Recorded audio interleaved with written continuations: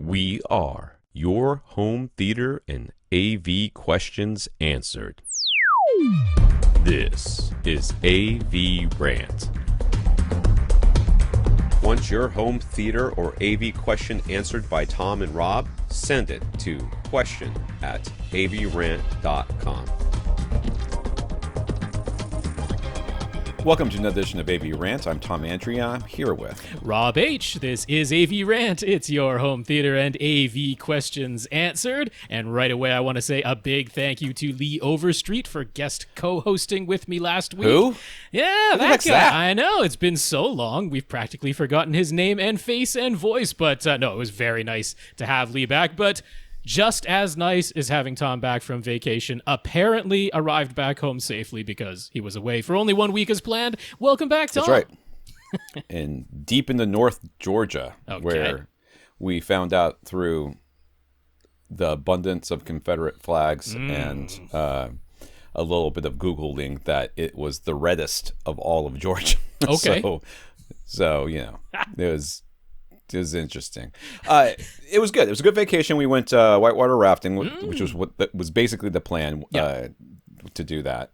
I am over whitewater rafting. I will probably never do it again. I think I'll never do it again unless somebody makes me. No loss of life or limb. I saw that in some interesting looking photos on your Facebook.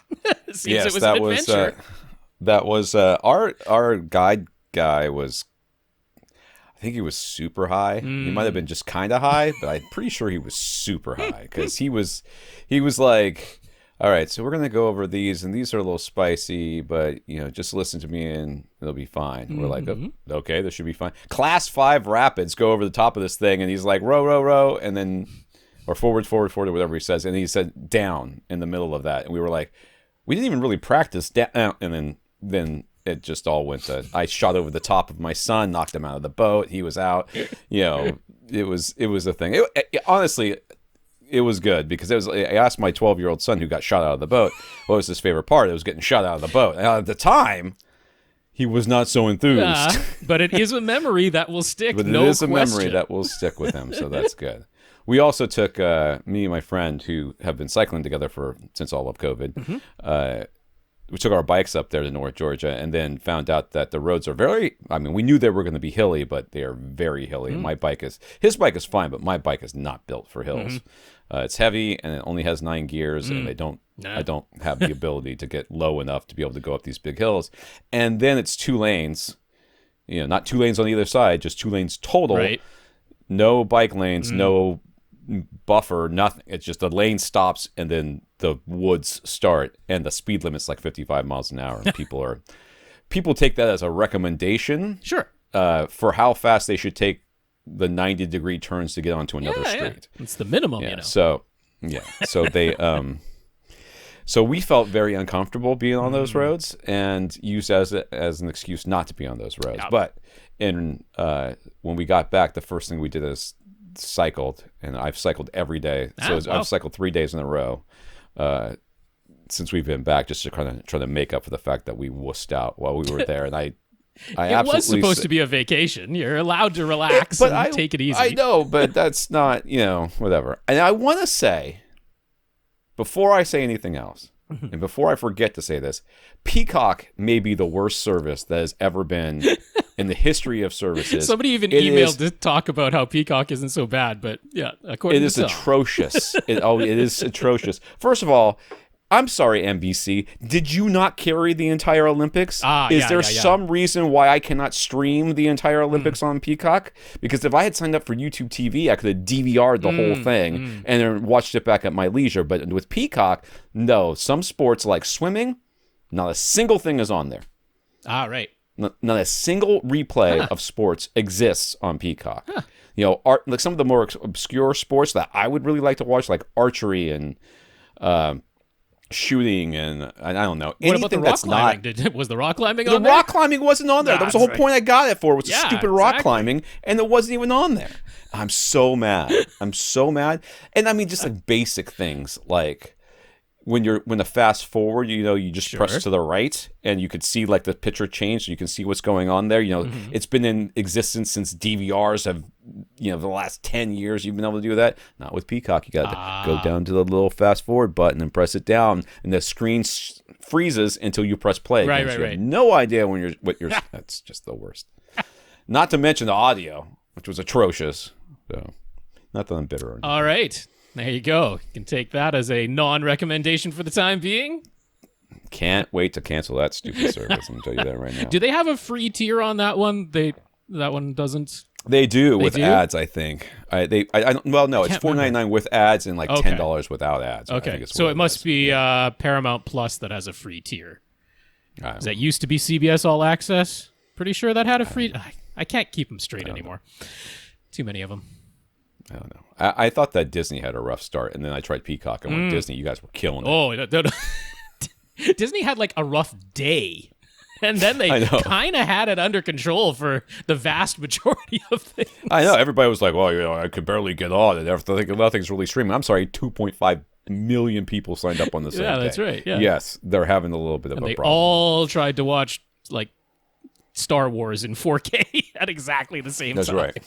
That's right. All right. Okay. Let's get this thing started. Yeah, let's show.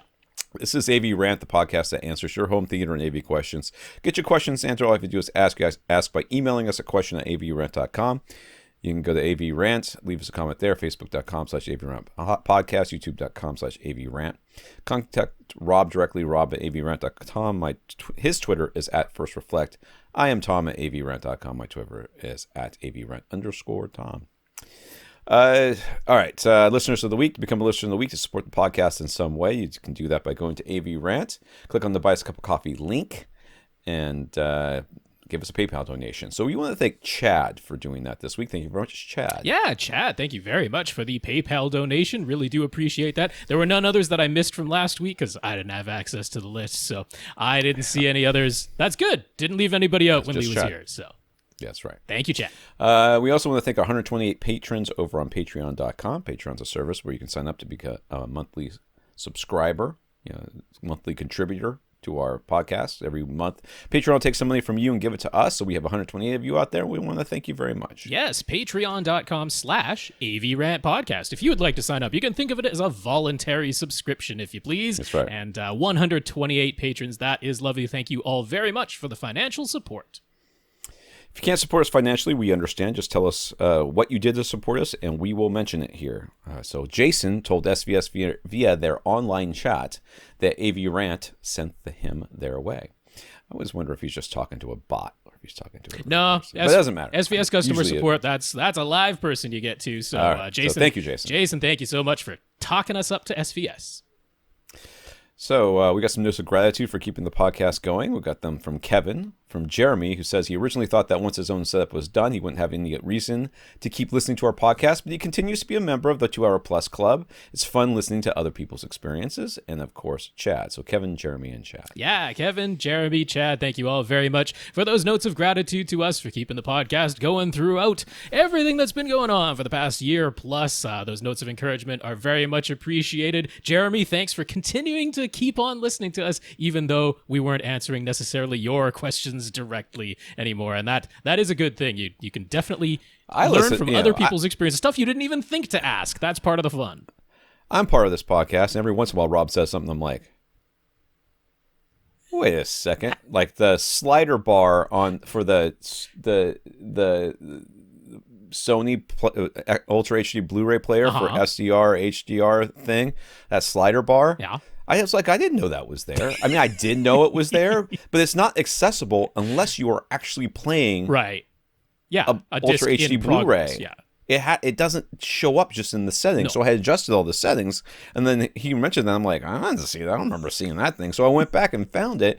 Ended up leaving it exactly where it was at, but because I tested it all the way. On some discs, though, there might be a particular disc where you're like, this thing just looks I'm way guessing too that dim or way too bright. I'm guessing if I put in Jurassic Park, Yeah. the remasters, I'm guessing I would tick it down one. I'm guessing I would. that- But now that I know it's there, I can do that. That was the reason for recommending the Sony player. I know, but I can't remember everything you say, Rob. You say a lot of stuff. I do, and I get stuff wrong. As going back to last week, that lengthy correction that Lee and I went through. So anybody who's listening to stuff that I say or that Tom says, because it could be Tom who makes a mistake from time to time too. And if you're an expert in your field or just have more experience than we do, because that's definitely possible. I love it when we answer electricity questions. Yeah, that's right. About plugging stuff in. I'm always feel free to write in with the correct information, because that is our goal, is to hand that out. We're doing the best we can. Just like somebody's like, how should I wire up my? I'm like, uh-oh. How many outlets should I don't know. Yeah, and one day we will forget, just in the sake of time, to forget to mention the disclaimers and to give the real legal advice of who you should actually talk to double check. Talk to somebody on this. Yes. That's our recommendation is always to talk to somebody else. Right. Just as long as they don't classify themselves as an audio file. You'll be okay. Yeah. All right. Let's see in the news here. JVC teased their new 8K laser-driven HDR-capable projector for 2021. We really don't have any details at this point, but they did provide a partial glimpse at its front face, which appears to be the same as the current chassis for their $18,000 NX9 model. There are rumors that the entire NX series will be replaced with 3 new laser-driven models. Previously, the 25,000 Bluescent. Yeah. I gotta show Tom's face there. I gotta come back. Jeez. He's so pleased with the name. I just want you guys to just stop. Stop trying so dang hard. You Stop trying to be complain clever. when the model name is a string of letters and numbers. It's not that hard. It's just not that hard. Look at like there's so many people out there who just get it right when it comes to names, I think, and I give Emotiva a lot of grief, but you look at their model numbers and it tells you the number of channels and how many watts it is. That's what I need to know in the name. Now, if you want to put an X or a little I or something before it, I'm going to make fun of you. But if you have that in there, then I kind of know, what I'm getting without even having to look at anything. How hard is that? Bluescent. Well, whatever. It indicates is that it blue? Well, it's 2 blue lasers. That's where the blue comes from. One stays blue, the other one goes through a yellow phosphor. That's where you get your red and green. 2 blue lasers. Yeah. So previously, the 25,000 blue stupid thing, RS4500, was their only laser model, providing 3,000 lumens, but in a much larger chassis. Okay, so this one might be smaller. So yeah. Yeah, it appears, it's just a teaser image, but the front face is identical to the current NX9. So the assumption there is that given that these are probably going to be more expensive, that's the rumor, that the price is going up on these, and it is definitely a new laser light engine, that is for sure. They make that explicit in the little teaser video that they're given. So there's some chance that maybe the NX series just remains in the lineup. Maybe it gets a little price cut. I don't know. I wouldn't count on it, but that type of thing is a possibility. But yeah, these are coming in.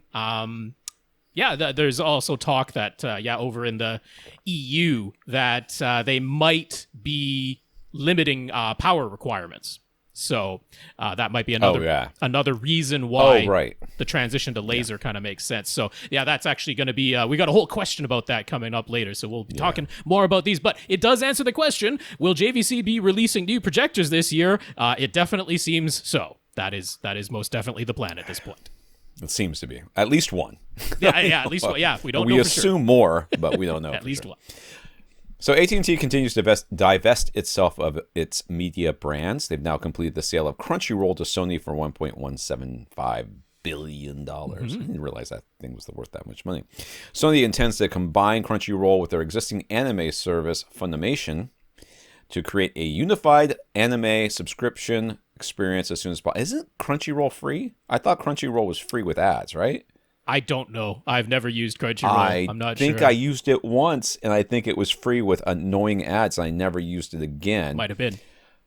But if it's not free anymore, well, I like anime I probably like anime more than the next person. My late high school, early college days was very, I was kind of that kind of geek. But so I watch a lot of Gundam and Bubblegum Crisis and a whole bunch of other stuff that I can't remember the names of anymore, but I could definitely point it out. Like Robotech got me into it when I was like in middle school, but which of course is. Okay, anyways, I don't want to get into that. So I've been trying to find Fist of the North Star to make my kids watch because it's one of those like other dads make their kids, I don't know, listen to Steely Dan. I'm like, you gotta see Fist of the North Star, but it's nigh impossible to find the thing. So I've been meaning to check Crunchyroll to see if it was there because I was like, well, annoying ads wouldn't be too bad, I guess. But yeah, so I guess that's a thing. I mean, sure, we just need okay. So we were at the point where it was just Netflix and nobody else out there, really. And whatever Netflix had is what was available. And now we have everything's available, but it's all in a million different services that they're all trying to get you to pay between $5 and $20 a month for some of them. What is like that? There's the Criterion Collection people have got their own service too, which costs a bunch of money. So I'm just like, we just need to. We need to Hulu it all back up. Hulu it up into so it's all whatever. Or just have Disney buy everybody. I don't care. That right. could definitely happen too. Yeah. So Carl says Spotify and YouTube are both testing tweener subscription tiers. Tweener? Yes. Well, in between. Okay. So Spotify in its free version has ads, but you can only skip 6 tracks per hour, plus you can only pick and choose specific songs from a limited number of playlists. Otherwise, you just rely on Spotify's default suggestions and shuffling. Spotify Premium is $10 a month. No ads. Skip as many tracks as you want and pick whatever songs you want to play. But get ready for Spotify Plus. For something in the price range of $1 to $3 per month, they're testing out different price points to figure out what works best. You get ads still, but you get to skip as many tracks as you want and pick whatever songs you want. It's premium, but with ads, so it's plus whatever. Everybody's got to have a plus. Okay, I thought that Spotify, you can make your playlist and then listen to whatever you want with ads on your computer, and then for free. But then if you did the mobile app, like app on your phone, it would play your playlist, but you couldn't choose the order. It would be random. Yeah, I think if you have, if that's your own dedicated playlist, but then they also have, 15 curated playlists, and out of those, you can pick and choose individual songs, but then for the entire catalog, you just put it on shuffle. So that's Spotify free. So if you want to just be able to pick and choose individual songs whenever you're playing, previously you had to subscribe to Premium, $10 a month, but now they're toying with this idea of somewhere in the range of $1 to $3 a month. You get all the premium features, but you still get ads. So that's their goal. I don't know. Last time I tried to use Spotify on my phone, I started hearing songs that I knew weren't on my playlist, and I couldn't figure out how to make it stop. So I don't know what's going on with that thing. I'm back to Pandora again, even though the quality isn't as good. So YouTube, in its free form, has oodles of ads, no downloads, and no background playback, where the audio keeps playing if you lock your phone or switch apps. Well, that's stupid. YouTube Premium gets rid of ads, gives you offline downloads and background playback, plus YouTube Music for $12 a month. Well, here comes YouTube Premium Lite. So no plus there. Premium Lite just gets rid of ads, nothing else, and only on YouTube itself, not on YouTube Music or YouTube TV, and no other features, and it's $7 a month. So it's literally $7 a month to take away ads. That's straight up. That's what Premium Lite is on YouTube. This is just. I don't know what they think. Somebody out there has got to start question how much money they think people actually have. At this point, it's ridiculous. If you add up all the services that you can get, you could have just stuck with cable. And definitely. You know what I mean? I mean, it's ridiculous. Cable didn't arrive at the price they were at completely by accident. Well, this is what we talked about a la carte being where we wanted things to go, but we also said if you price these things per channel, you're going to end up paying more. You would definitely pay more than the bundled price of a cable subscription if it were truly a la carte. Nobody ever actually wanted a la carte. What everybody wanted was a discount for the things they didn't want. Exactly. Right? I don't watch all channel. The channels in this cable package. Take away all the channels I don't want and charge me less. That's what everyone wanted. We didn't. Right. If the answer was, okay, you have 300 channels, you really only watch like 10 of them, and here's the price. Or you can get just the 10 channels that you watch, but it's going to cost more than if you have the 300 channels. Which one do you choose? Right. So it wasn't really that we wanted a la carte, all cost no object. It was we wanted a lower price. It's like the discussion we have around here all the time with my wife. My wife will hear something like, "Oh, I want to watch this movie." Yeah. She for a hot minute she was like, "I want to see Kurosawa's Seven Samurais" or whatever it was. I was like, "What? Are you serious? Let's watch it." And then of course it wasn't on Netflix anymore, which is where I saw it. And she's like, "Oh, well, where can we see it?" And I want to look it up, and that's where the Criterion Collection I think came up. It was in there or something like that. Yeah. And I'm like, "Yeah, you want to pay $30 a month so you can see this movie?" So I mean, what you end up doing is what I do, which is I have a limited number of services that I can afford or I want to afford, and if if Kong versus Godzilla is on HBO Max, or the Suicide Squad, which I very much want to see, is on HBO Max, well, I'm just waiting until it comes to Redbox, and I'll rent it there, and we'll do a movie night at home. The individual TV shows that look interesting, that are on the other services that I would like to see, I'm like, well, I still haven't really finished all the stuff I'm trying to watch on the other stuff, so who cares? You have to pick and choose. At least that's the way I am. Comments here from listeners. Kevin and his kids still love watching movies in 3D. Good job, Kevin, raising them right. So much like Rob, he has looked at all the TV options. There doesn't seem to be anything better than a Sony I'll do it for Rob. Z9D. Yes. But they've been discontinued for a while now. Well, he came across both a 65 and a 75-inch listed on eBay in the UK. After a couple of emails back and forth with Rob, he decided it's worth it to at least get a look at them in person and make sure they're in good condition. He worked it out. It's going to be a 670-mile round trip. The things we do for 3D, but if anyone can understand, it's Rob, right? Yeah, Rob drove to America to get a stupid I TV. went down to, Phoenix, Arizona. That's about a 3,000-mile round trip that I took in the span of 3 days. So, yeah. I completely understand, and no one will criticize you, at least coming from this end of the microphone. I hope they are in good condition. I hope they work out, making that drive worthwhile. And as long as you don't want the very latest gaming features, because it doesn't have HDMI 2.1 on a TV that's, 4 or 5 years old now? Yeah. But, otherwise, good on you. Congrats. All right, Jay says he highly recommends watching Steve Yedlin's video demonstrations. What did I say? Yedlin's? You flip the DNL. I don't care. Take a shot, DJ. I'm sure he cares. It's his name. Unlikely to run into this guy in the dark alley. Very true. I mean, maybe I will. Who knows?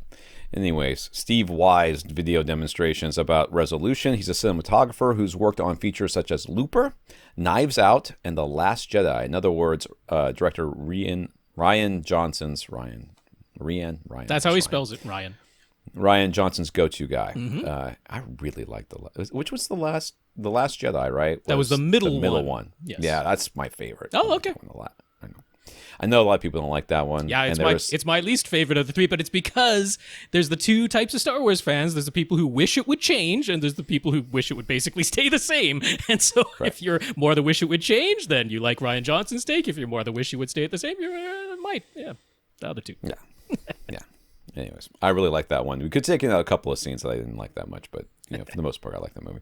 These particular videos tackle the topic of simply increasing camera and display resolution, the march from 2K to 4K to 8K, etc., versus what actually makes the biggest difference to our perception and how to create and utilize better pixels, not just more pixels. The first video is a 10-minute introduction. Then he really gets into it with a 1-hour deep dive. So if you want to check that out, Steve Yedlin's videos. Yes, we will have the link for that in our show notes. This is an expert. This is someone who knows whereof he speaks. And so, I might watch that. Oh, yeah. That sounds interesting. It's definitely worthwhile because he does get into the technical aspects. I haven't watched the entire 1-hour feature, but even just in the introduction, he gets into the technical aspects of it, talking about, he completely gets from the marketing perspective how it's very easy. You just slap the bigger number on there, right? You just keep going up in resolution. It's very easy, but there are definitely, 8K cameras and displays that perceptually do not look as clean and sharp as detailed as certain 4K, even certain 2K cameras and displays, because there are all these other facets to image quality. And so almost it goes like into that. Quality is important over just straight quantity. Yup. And he's like, once the pixels are small enough that you can't see pixels, Oh you my God. don't really need more of them. Where have I heard that before? Yeah. I feel like I've heard that before. I feel like I've written that before. Many times. All right. Questions here. John. This is funny. This question is from last week, and you did a podcast without me. How is this possible? And we went Rob? 2.5 hours, and we still only got through 12. It's because Lee is as much of a talker as you are. That's the problem right there. John, appreciate our suggestions last week to get 2 weeks ago now. I guess GSG Marty sub kit rather than this is the Flat Cat sub. You remember guy. now? Yep. Rather than continuing to try to design his own subwoofer, cabinet, and bracing, but it turns out he has already looked at those. He doesn't want to spend that much, and more importantly, they're much too heavy, as John has some damage to his lower back and needs to be very conscious of the weight he's lifting or pushing, so he's continuing with his own cabinet design. But any other thoughts on this project? The design you had did not look like it was going to be like this Featherlight design. I felt like it was going to be pretty heavy. Yeah, he was talking about how the dimensions were specific so that it would fit very nicely on a hand cart, so that it would be a little bit easier to move around, but you still got to get it onto the hand cart, which means some tilting and maneuvering and all that. And well, I mean, between that, you still have to build the thing, and you're gonna have to get some friends, bub. Buy some beer and get some people to help you. I don't know. But I'm betting he has probably already seen this because he's well into the DIY subwoofer community. But on the off chance that he saw it and rejected it, or maybe didn't see it, but also for everybody else who's considering building their own DIY subwoofer, this is something I want to talk about because there are the Sono subs, the cylindrical subwoofers. DIY cylindrical subwoofers, very popular in places where you can get Sono tubes, which are the things that they put in the big, cylindrical pylons that you fill with cement to create footings for buildings. That's one way to do it. But I'm also showing one because there's a fellow who detailed his entire project as he went through building his own, and he used metal ducting, essentially big diameter metal ducting as the outer, frame for the cylinder instead of a Sono tube. Lined that and put on end caps along with feet onto there. Now, the one that this person made is an 18-inch driver going inside there. So this is a big diameter and a big base and lots of lining inside and outside. But then it ends up being like nearly 8 feet tall because he wanted to tune it to like the 14 or 13 and a half hertz or something crazy like that. It's almost like somebody who's going to build their own sub doesn't have any ability to restrain themselves when it comes to this stuff. It's weird, but that works out that way. There is a software program that lets you, plug in all your parameters. So the internal volume that you're going to end up having, given the diameter and the thickness of the tube that you're using, and then the length of the port tube, the diameter of the port tube to get the tuning that you want. So, it basically gets you all the parameters that you need using the Sono sub software. This thing is ludicrous. Look at this thing. It is ludicrous. Yes. That is. It is a ridiculous thing. Showing images on YouTube, or you can follow along in the Flickr How do you even get it in the house? It's a cylinder. You can put it down and just push it. You gotta turn a corner. How are you gonna turn a corner to get the? I'm not God sure. help you if you have to go up the stairs or something. Yes, like that. you're gonna have to twist. You're gonna have to lift and turn. Pivot. You are definitely gonna have to pivot. It's good, but you don't have to make it quite this tall. You don't have to go for this length of port tuning. But the whole point is, when you make a cylinder, you don't need a whole bunch of internal bracing. The geometric shape makes it so that you don't need a whole bunch of internal bracing, which means it is much, much lighter in weight. And they are easier to move around. There is no question that moving cylinders around is easier, even if we're not talking about literally laying on its side and rolling it, which if you make one that's 8 feet tall is going to be an issue. But just walking it, right? You just kind of bear hug it and, waddle it, and it moves a lot easier. Yeah, that's true. Yeah. I mean, this thing had a base plate on it, just like an SVS sub. Yeah, too, yeah, yeah. So it's like, yeah. I just wanted to put it out there because for anyone who's looking for a monstrous, really low port-tuned sub with software that helps you design it and then is still lighter in weight, has a small footprint, and is easier to move around, I think a cylinder is a fantastic solution, and it can cost, really a very affordable amount. It's also less cutting and less gluing and less putting together because the majority of the body is already made for you with that sonotube, or in this case, a big metal cylinder for a big industrial duct. And plus, you can make all your MBA friends jealous as how tall your sub is. That's right. That's a benefit. I'm getting some soda because Daddy needs his caffeine. I've cycled 3 days in a row. Yeah. Got up at 5:00 in the morning today to go cycle because it's Florida, and it's like cycling. It is just the worst. It's so humid and hot at like 6:30 in the morning. It's dark outside. It's 90 degrees with heat index. It's just ridiculous. Lovely. Don would like to clear up a bit of confusion he has when it comes to outputting audio from a smart TV to an AV receiver. If he goes into his TV audio settings, he has the option to output either PCM or Bitstream. What is correct? Bitstream. Yeah, almost certainly Bitstream. He said to an AV receiver, so Bitstream. Yeah, PCM, in this instance, PCM will be 2-channel stereo only. When you select PCM output from a television, and you say that's the format I'm outputting either via the optical audio or via HDMI ARC, that will definitely be 2-channel PCM. So if you want 5.1 audio from your cable sources, if you want to be able to plug devices into your smart TV, Blu-ray player, streaming device, whatever, into the smart TV and then have the TV pass the audio along to the AV receiver via HDMI ARC or eARC, then you definitely want to select Bitstream output, and that will send out the 5.1 So the way to think of this, just for everybody else when you're trying to wrap your head around this, where do you want the decoding of the audio done? Right. And almost always you want it done at the device that's best at doing it. Sure. And at least with HDMI these days, and even optical and the other things, when you bitstream out, you're saying just send out whatever you got, just send it out to me and I'll decode it. Mm-hmm. Whereas PCM is the device itself is decoding it then sending out the essentially analog version of it, for all intents and purposes. Well, not analog, but the decoded version. I know. But the decoded version, it's like saying, I've already decoded this. This is the channels. Not encoded. Yeah, it's just like the most basic form of digital audio. That's PCM, pulse code modulation. When we say that something like Dolby Digital or Atmos or DTS, when we say that is being decoded, it gets decoded into pulse code modulations. It gets decoded into PCM. So, the thing to keep in mind here, now, Don didn't say what specific television and what specific AV receiver he has. So we can't give you specific settings, Don, for exactly your TV and receiver without knowing that. But to put it in general terms, because, of course, we have a wide swath of listeners with a wide variety of equipment, it is important to at least know whether your television supports regular HDMI ARC audio return channel or eARC, the enhanced audio return channel, and whether your AV receiver supports regular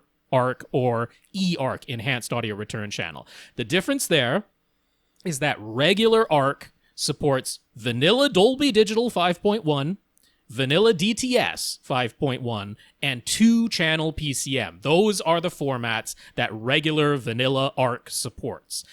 Some devices that have regular ARC support the Dolby Digital Plus version of Atmos. That's like what Netflix uses to send you Atmos, or what Disney Plus uses to send you Atmos. That's the Dolby Digital Plus version of Atmos. Some ARC devices support that, not all. So you do kind of need to be careful on that. eARC, enhanced ARC, that supports everything. Every type of audio, lossless, all the way up to Dolby True HD. That will make it through eARC. So it is important to at least know that much. But in almost all instances, connecting a TV to an AV receiver and sending audio from the TV to the AV receiver, you want to set the TV to output Bitstream. Right. Lastly says, is there an easy way to figure out the basic audio and video settings for a TV and AV receiver without getting way down into complicated settings? Well, no. I mean, no, because there's a lot of settings in there. So basic settings, we have like rules of thumb. Right? Sure. If you're gonna send audio from your TV down to your receiver, you almost always want a Bitstream. Yep.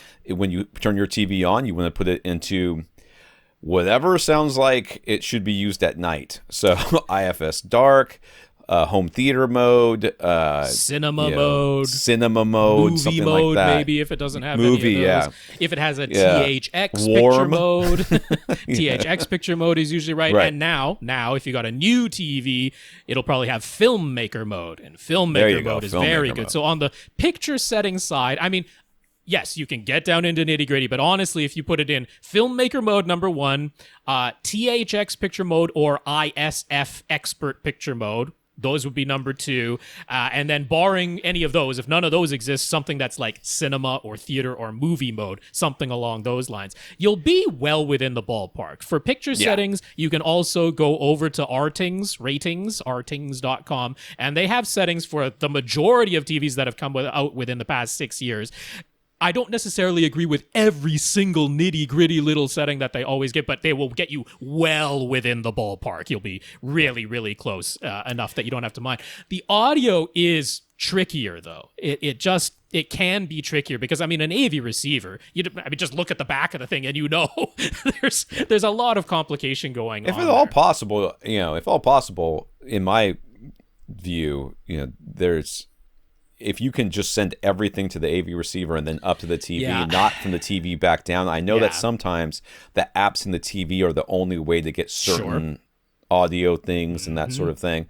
But if you go put everything through the AV receiver and then have it connected up to the TV, in my case a projector, it tends to simplify things quite a bit. Yeah. And the whole point of HDMI is that everything's supposed to talk to you. That's what that whole handshake thing is about.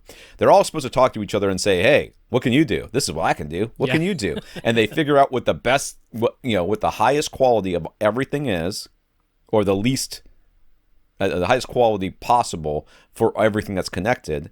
And then they do that. That's kind of the whole point of HDMI. It's supposed to take a lot of the guesswork out of this. Doesn't always, but it mostly does. You don't have to.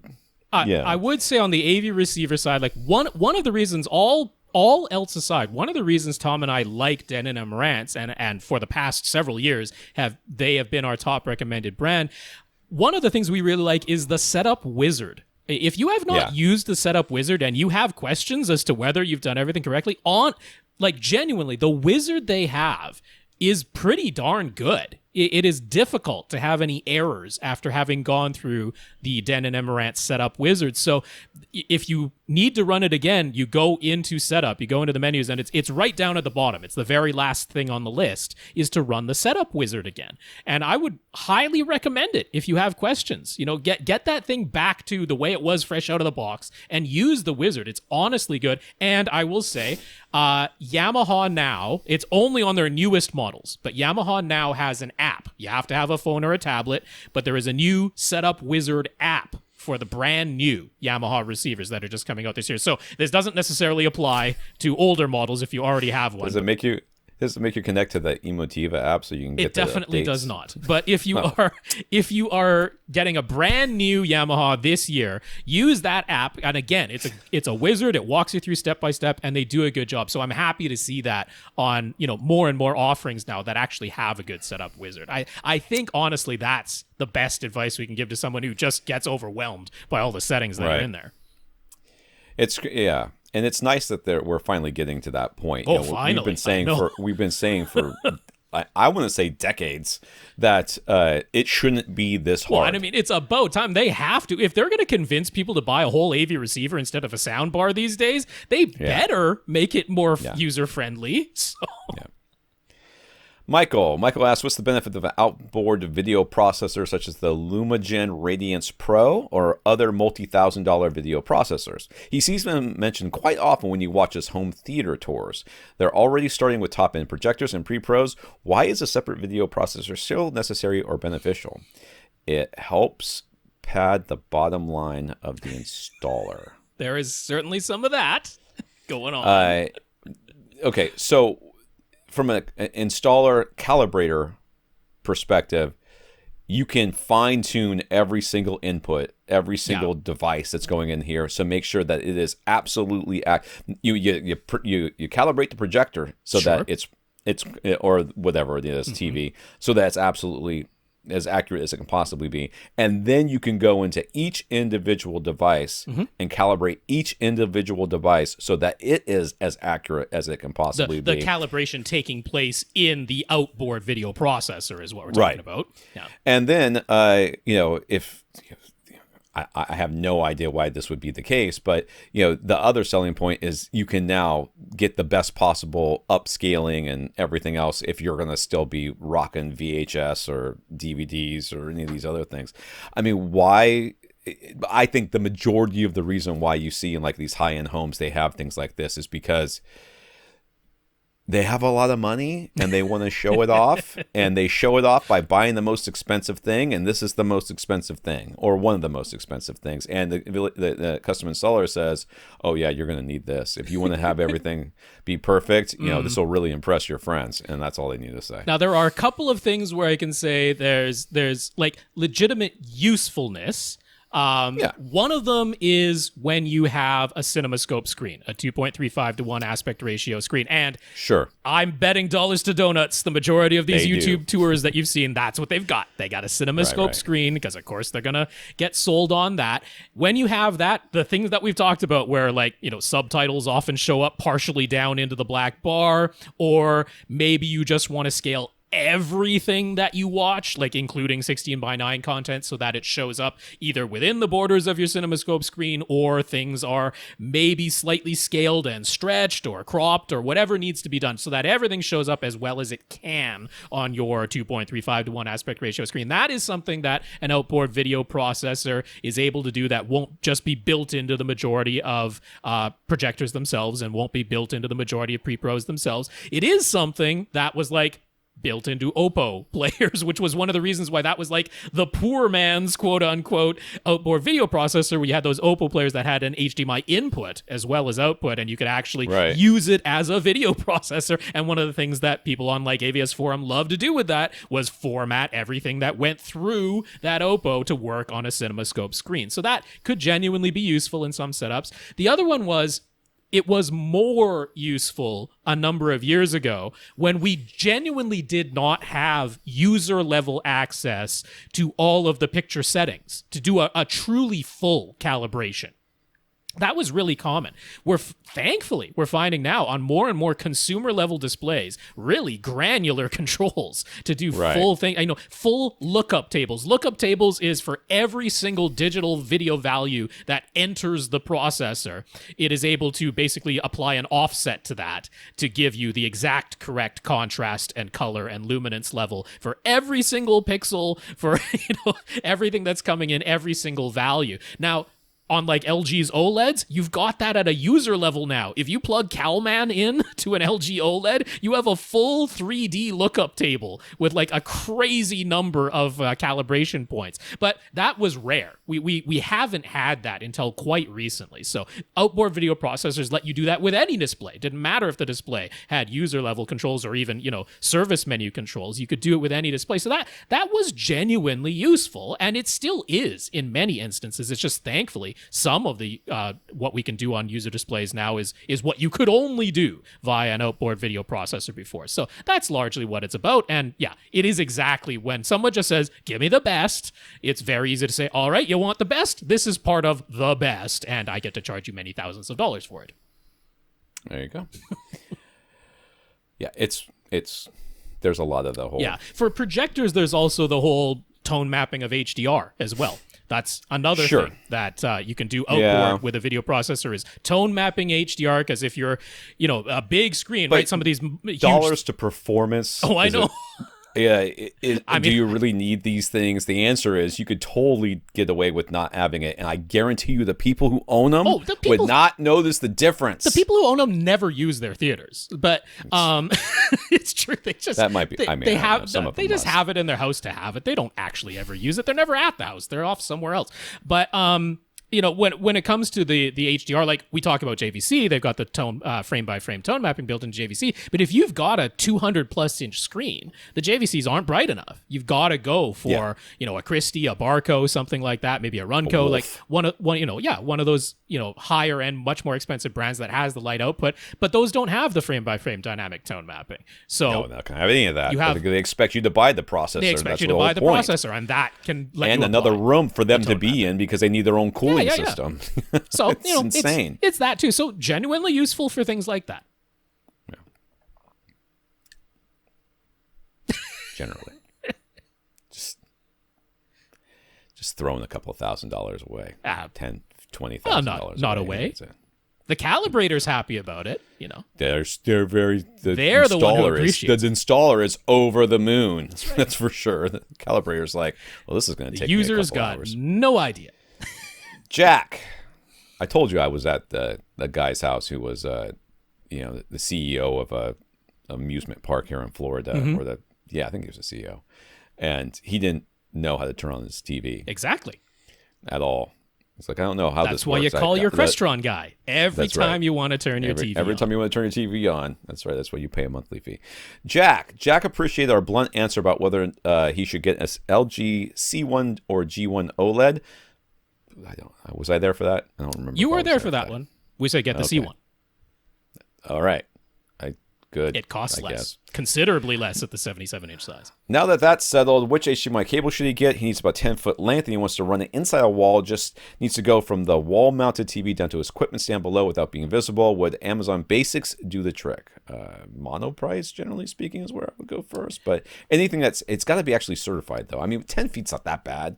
Oh, no, but no. you should be able to find something that's certified. Yeah. 10 feet, easily doable. I would definitely suggest that, I mean, you've got to go ultra high speed certified. You're getting a C1. That's got 4 HDMI 2.1 inputs. There's no sense in my mind running through the wall an 18 gigabit per second cable when now you've Right. got a television with 4 40 gigabit per second inputs. So I would definitely run an ultra high speed certified cable. Now, it doesn't have to be expensive. The 10-foot ultra high speed certified cable from Monoprice is $14. So it's not like we're asking you to spend $13 on my computer. I hate to break it to you. Are you sure that's not the 6 Saved foot you link? $1 I already. think that link takes you to the 6 foot link. Then you got to Oh, click it over might. to the 10 It foot might. link. Hold on. Yeah, Hold on. there hold you on. Let me go. just check it. I'm pretty sure it's $14, but yeah, not asking you to break the bank there. That one is CL2 in wall rated, so it's perfectly fine.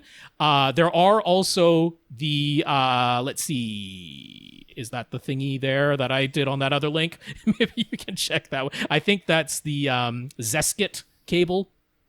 Do I have that right? Yeah, that is the Zeskit cable. So Zeskit, yeah. Zeskit is also another brand. They're available on Amazon. They have ultra high speed certified, comes with the little hologram and the QR code and everything. Now, for their in-wall rated one, the shortest one they make for in-wall rated is 13 feet. But if you need a few extra feet, 13 feet, the Zeskit one. Now, they're selling that for a whopping $30. Over twice the price of the 10-foot long Monoprice one. But yeah, that's what you're looking at. Definitely get in-wall rated and get ultra high speed certified. Are they actually braided, though? Some of them look braided. The Some of braided pictures, they ones look are braided. shorter, and the braided ones from Zeskit are not in-wall certified. Ah, Yeah. okay. That's the difference. go. So he's planning to keep it super simple and just drill small holes in the wall behind his TV and down to the bottom behind his gear. But would it be okay to also run the TV's power cord through these holes, or is that not allowed? He's seen the kits that are sold that are just a couple of wall plates and you run Romex between them for power. Seems like a glorified extension cord, and for that, those kits seem overpriced. What do you say? I say, how do you feel about not getting compensated for your house burning down? Yep. Because that's what's going to happen if they find out that you ran that power cord through the wall. And now it doesn't make any difference if that power cord had anything to do with your house burning down. If they find that power cord in the wall, they're going to be like, It's amazing how insurance companies prefer to not pay insurance out. companies are just going to jump on that. Yeah, do not. You're going to be like, the fire wasn't even that room. They're like, yeah, denied. You had a What? You had an illegal power cord run. Yeah, do not ever run a regular power cord through a hole that you drilled in your wall. This one we feel qualified telling you without consulting an electrician. This one we're okay with. I mean, even though electrically speaking, it's going to work just fine, as far as insurance coverage goes, they will deny your claim. So it's just not worth doing. What is worth doing is spending $36 to have it done legally, because I really don't think that is too much of a price. It is simple kits. There is a wall plate. One of them has a regular female outlet, and like the one that I'm showing for $36 on Amazon does have like a little gap where you can run your HDMI cable. That's the entire idea. Their HDMI cable goes right next to it. Then there's a second wall plate that goes down at the bottom that has a male inlet for the power, and it comes with a power cord. So you plug the power cord into your, battery backup device that's in your equipment rack, and that power cord goes into the male inlet, and then you are connecting the top plate to the bottom plate via Romex inside your wall. It's all legal. Your insurance claim will not be denied now, and for $36 it is well worth it. All right. Yeah. Lance says, greetings from Tom's favorite yellow theater room. Yeah. I don't remember this, but I do like yellow. It is my favorite color. Sort of A-frame one, and with a flattened top. Yellow look. Sort of. Yeah, I don't remember. Very nice. Geographically smack dab between Florida and Vancouver. How did we ever meet each other at layover in Des Moines? Is that me and you? Yeah. We met each other because you wouldn't stop freaking emailing. Well, I mean, we've never wrong. met each other physically. Tom and I have never been in the same room together. Anywhere. I'm not even sure he has legs. That's right. Like he's just shoulders, as far as I know. We are shoulders and head. 100% an online-only relationship, Tom and I. Right. So, he's my Russian bride. I'm your Canadian girlfriend. Come on. You are my Canadian girlfriend. She totally loves me, though. We're gonna meet someday. That's right. So I exist. You've seen my face, but you have seen, everybody listening to this podcast and watching on YouTube, you've seen my face and heard my voice exactly as much as Tom has in real life. Well, not exactly, but yes, you have heard his voice as much as I have. Certain people like... we have had some conversations outside of the podcast. Sure. Generally speaking, we don't talk much outside the podcast because I'll start a conversation and say, "Oh wait, let's just save it for the podcast." And then we'll do it all in the podcast. But we have certain listeners have actually met me in real life, and they have met me more than Tom ever has. Yeah, so that's right. That's how that. But yes, in terms of getting in touch, I was a listener almost right from episode 1, way back. That was back when I mean, I think we kind of knew each other from the forums. Is that right? I don't really think so. Nah. It was it was when I emailed you from the early episodes of the podcast. Yeah. Telling me that I said something incorrectly, which it's ironically, or I guess whatever. It's just exactly the way my wife treats me. So, I mean, she's like tell you what, you want to piss my wife off? She's an engineer. She's a civil engineer. Used the wrong word for whatever the concrete, asphalt, cement thing is, and now that's all we do. We're like, look at them putting asphalt on that sidewalk. She's like, oh my god, I'm gonna kill you people. She just loses her mind. Anyways, so the new JVC laser projectors, he's got an NX9, actually the JVC Pro RS3000, but it's the same thing. All along, he's thought he wanted a laser light engine instead of a lamp. They're supposed to last longer, dim less, not shift in color as they age, provide wider color, and hopefully be brighter too. But he's been able to see the RS4500 in action, and while it threw a beautiful picture, it was much bigger and heavier, it was louder, and it got super hot. My wife and I love to play Super Hot on the Oculus Quest 2 or whatever it's called. And so if we're walking around someplace that's super, it's like super hot. Yep. We can't help it. The end of every level. It's fun. I love that game, by the way.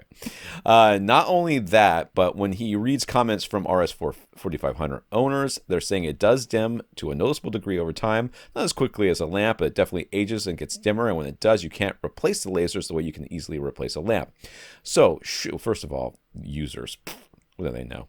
So, should we be convinced? Is switching to lasers not all it's cracked up to be? There's chatter that the EU is actually moving towards a very stringent power restrictions that would essentially make lamp-based projectors a no-go in the near future.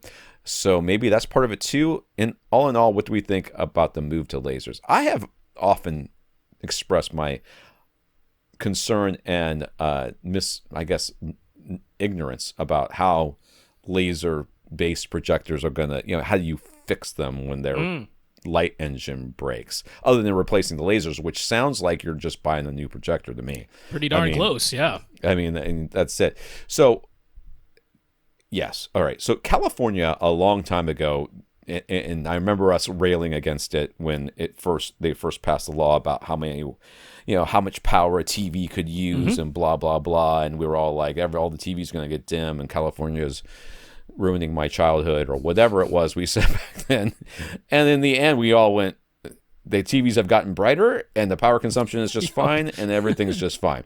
So the reality is that, yes, the EU is going this direction. They've been talking about it for a while, but they're definitely cracking down on it ever since, I think most of Europe flooded a couple of months ago or something like that. So they're like, we got to do something about this global warming, and they or climate change, or whatever you can call it these days. And they're gonna cracking down on it, and good for them. If they can do that, and politically they got the will to do it. I think it's great. And what will happen is manufacturers will go, all right, well, we do want to sell in Europe, right? We're still good with selling in Europe. Yeah, okay, we need to figure out how to make this happen. So I would expect LEDs to become a viable alternative that we're going to see a lot more of going forward. I mean, the push to LED has been coming, but there's a lot of inertia with all industries, but particularly the AV industry. Once they have something that works, they kind of want to stick with it, and they get a lot of, I don't want to say political, but they get a lot of pressure from their suppliers and stuff like that not to switch. And LED technology is more expensive, blah blah blah. They don't want to make it. They don't want to pass on those expenses to the consumer, so they tend to stick with what's cheapest. And right now, incandescent or whatever the bulbs are that are in there are cheaper than the LED bulbs. But yes, I fully expect them to switch to move towards this. And if lasers end up becoming too power hungry and they can't fix that, you can expect lasers to go away as well. And like I said, I don't understand how you can just replace a laser light engine. Well, I don't understand it. Yeah, I mean, it's not user replaceable. Like with standard projectors with their ultra high pressure lamps, you unscrew a little flap, you open it up, you pull the old lamp out, you get the new one, you put it in there. It's all self-contained in one little unit. It's totally user replaceable. It is not user replaceable when it comes to the laser-driven projectors. Now, when they talk about the laser lamp life being, 20,000 hours, it's always somewhere between 10,000 and 30,000 hours. Typically 20 or 25,000 hours is the number that's quoted. That is the half-life. That is the point at which the lasers are half as bright as when it was brand new, fresh out of the box. So absolutely they dim.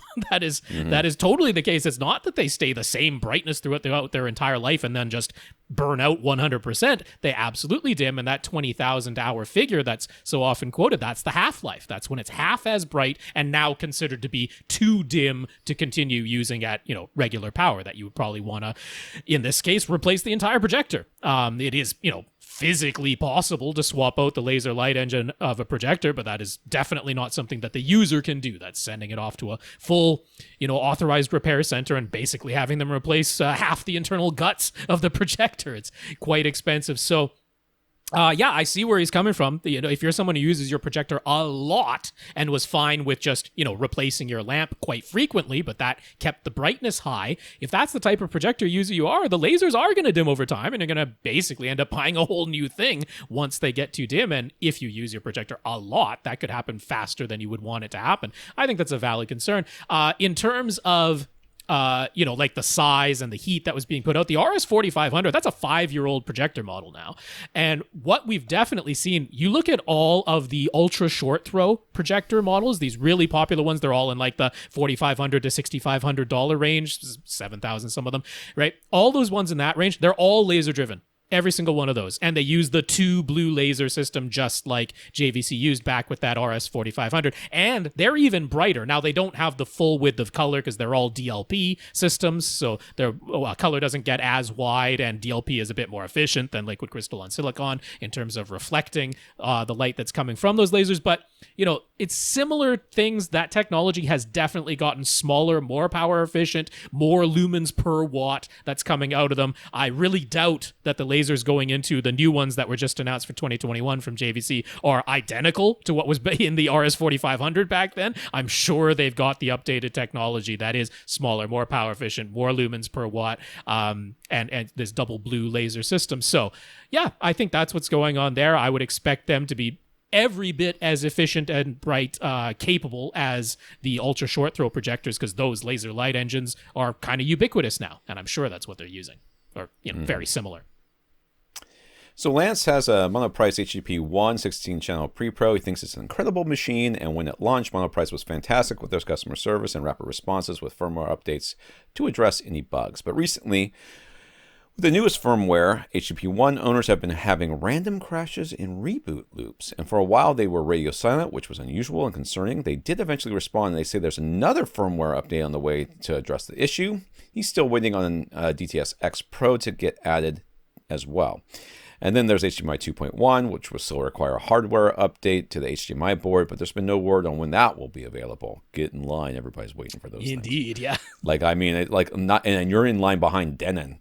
In case you're wondering how long the line is, it includes Denon and Marantz. You didn't hear about this last week, but HD Fury that I talked about with Lee with their 8K Vroom HDMI 2.1 matrix processor, they put a warning on their website that's like, okay, if you get in the very first batch of pre-orders, we're pretty sure we'll get it to you by the end of 2021. Anything after that, you're probably not getting it till 2022. So that's the kind of part shortages. That's the line you're in. Not HD Fury is by no means the biggest company out there. So in terms of what they're getting is not going to be at the scale of a company. Monoprice is not Samsung, but they're right. bigger than HD Fury is. So yeah, it's all going to be somewhere in between.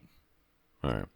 So it seems as though everybody is facing chip shortages and delays, and there are rumblings that this isn't something that's going to end quickly. We might be feeling the repercussions for another 2 to 3 years. You know where you heard that? Here. I said it. Here. I said that. I said those words about these chips.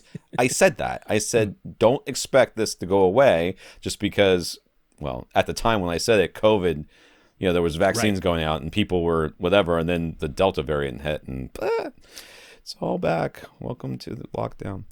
Welcome to the lockdown.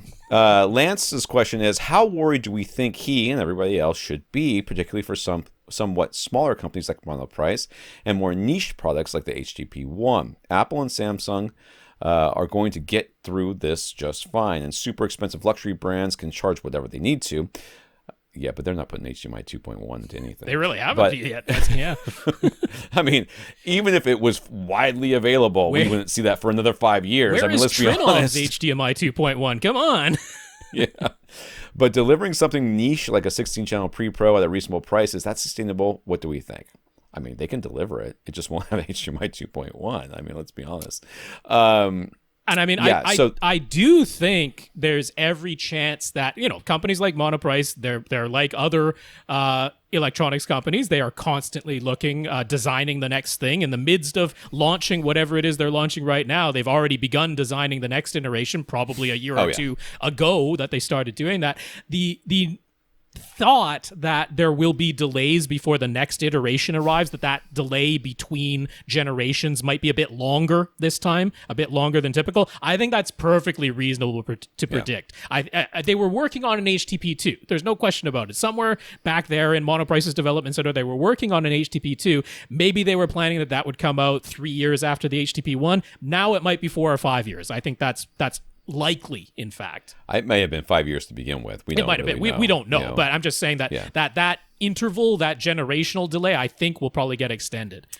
Because you got to think about how these things work out. What they're doing is they're talking to companies like Dolby and DTS, and maybe even they let Aura 3D have their 2 cents, and they're and then they're talking to HDMI and what they plan on doing for the future, and in order to plan what they think their new processor is going to look like, and start designing things based on what these boards are going to be.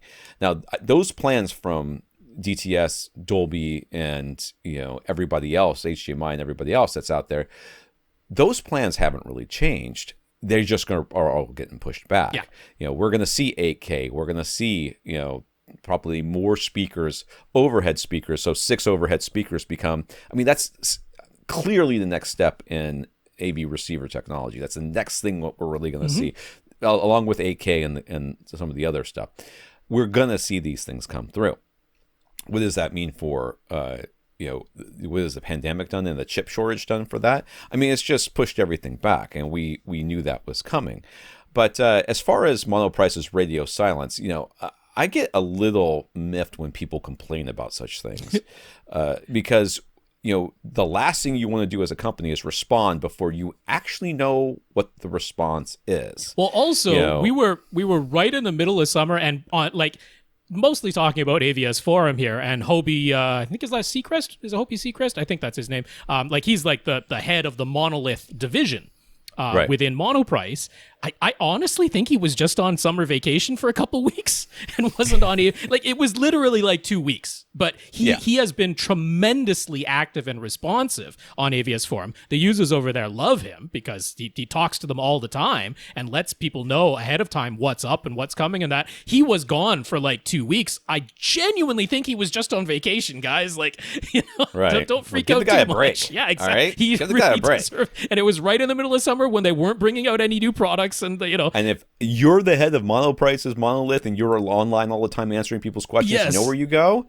Someplace that doesn't have the internet, and you leave your phone at home. You don't take your computer with you, and you unplug, and then you get back and you're like, we have a problem with the firmware. What's going on? And then it is really sucky that there was this issue right while he was away, but I genuinely think that's all that was going on there. We don't know. We for don't sure, know, but we don't know. That's Rob's supposition based on the evidence he has at hand. But the reality is, even if he was around, they may have gone radio silent just because they wanted to know how big of a problem. They were too busy trying to figure out what the problem was and what the potential fix was going to be, rattling off, we're working on it. There's something. Or maybe they were occupied with another product or with trying to secure HDMI 2.1 ports or so. There's a plethora of reasons that could be the reason. But honestly, it really was not that long. They were sacrificing goats to the gods of HDMI in order to get their boards. They weren't away that long, and they did make a response. But I mean, it was, it's AVS Forum. If you don't answer right now, something is horribly, horribly amiss. And the whole company is going away. Honestly, the monolith division of Monoprice, that is not where Monoprice makes its money. It's kind of amazing that the monolith division even exists. No, it doesn't even exist. Exactly. They're like, we got this really good deal from ATI. They'll make us amps and stuff. Right. And we could sell it underneath our own brand. Yeah. Would we want to do that?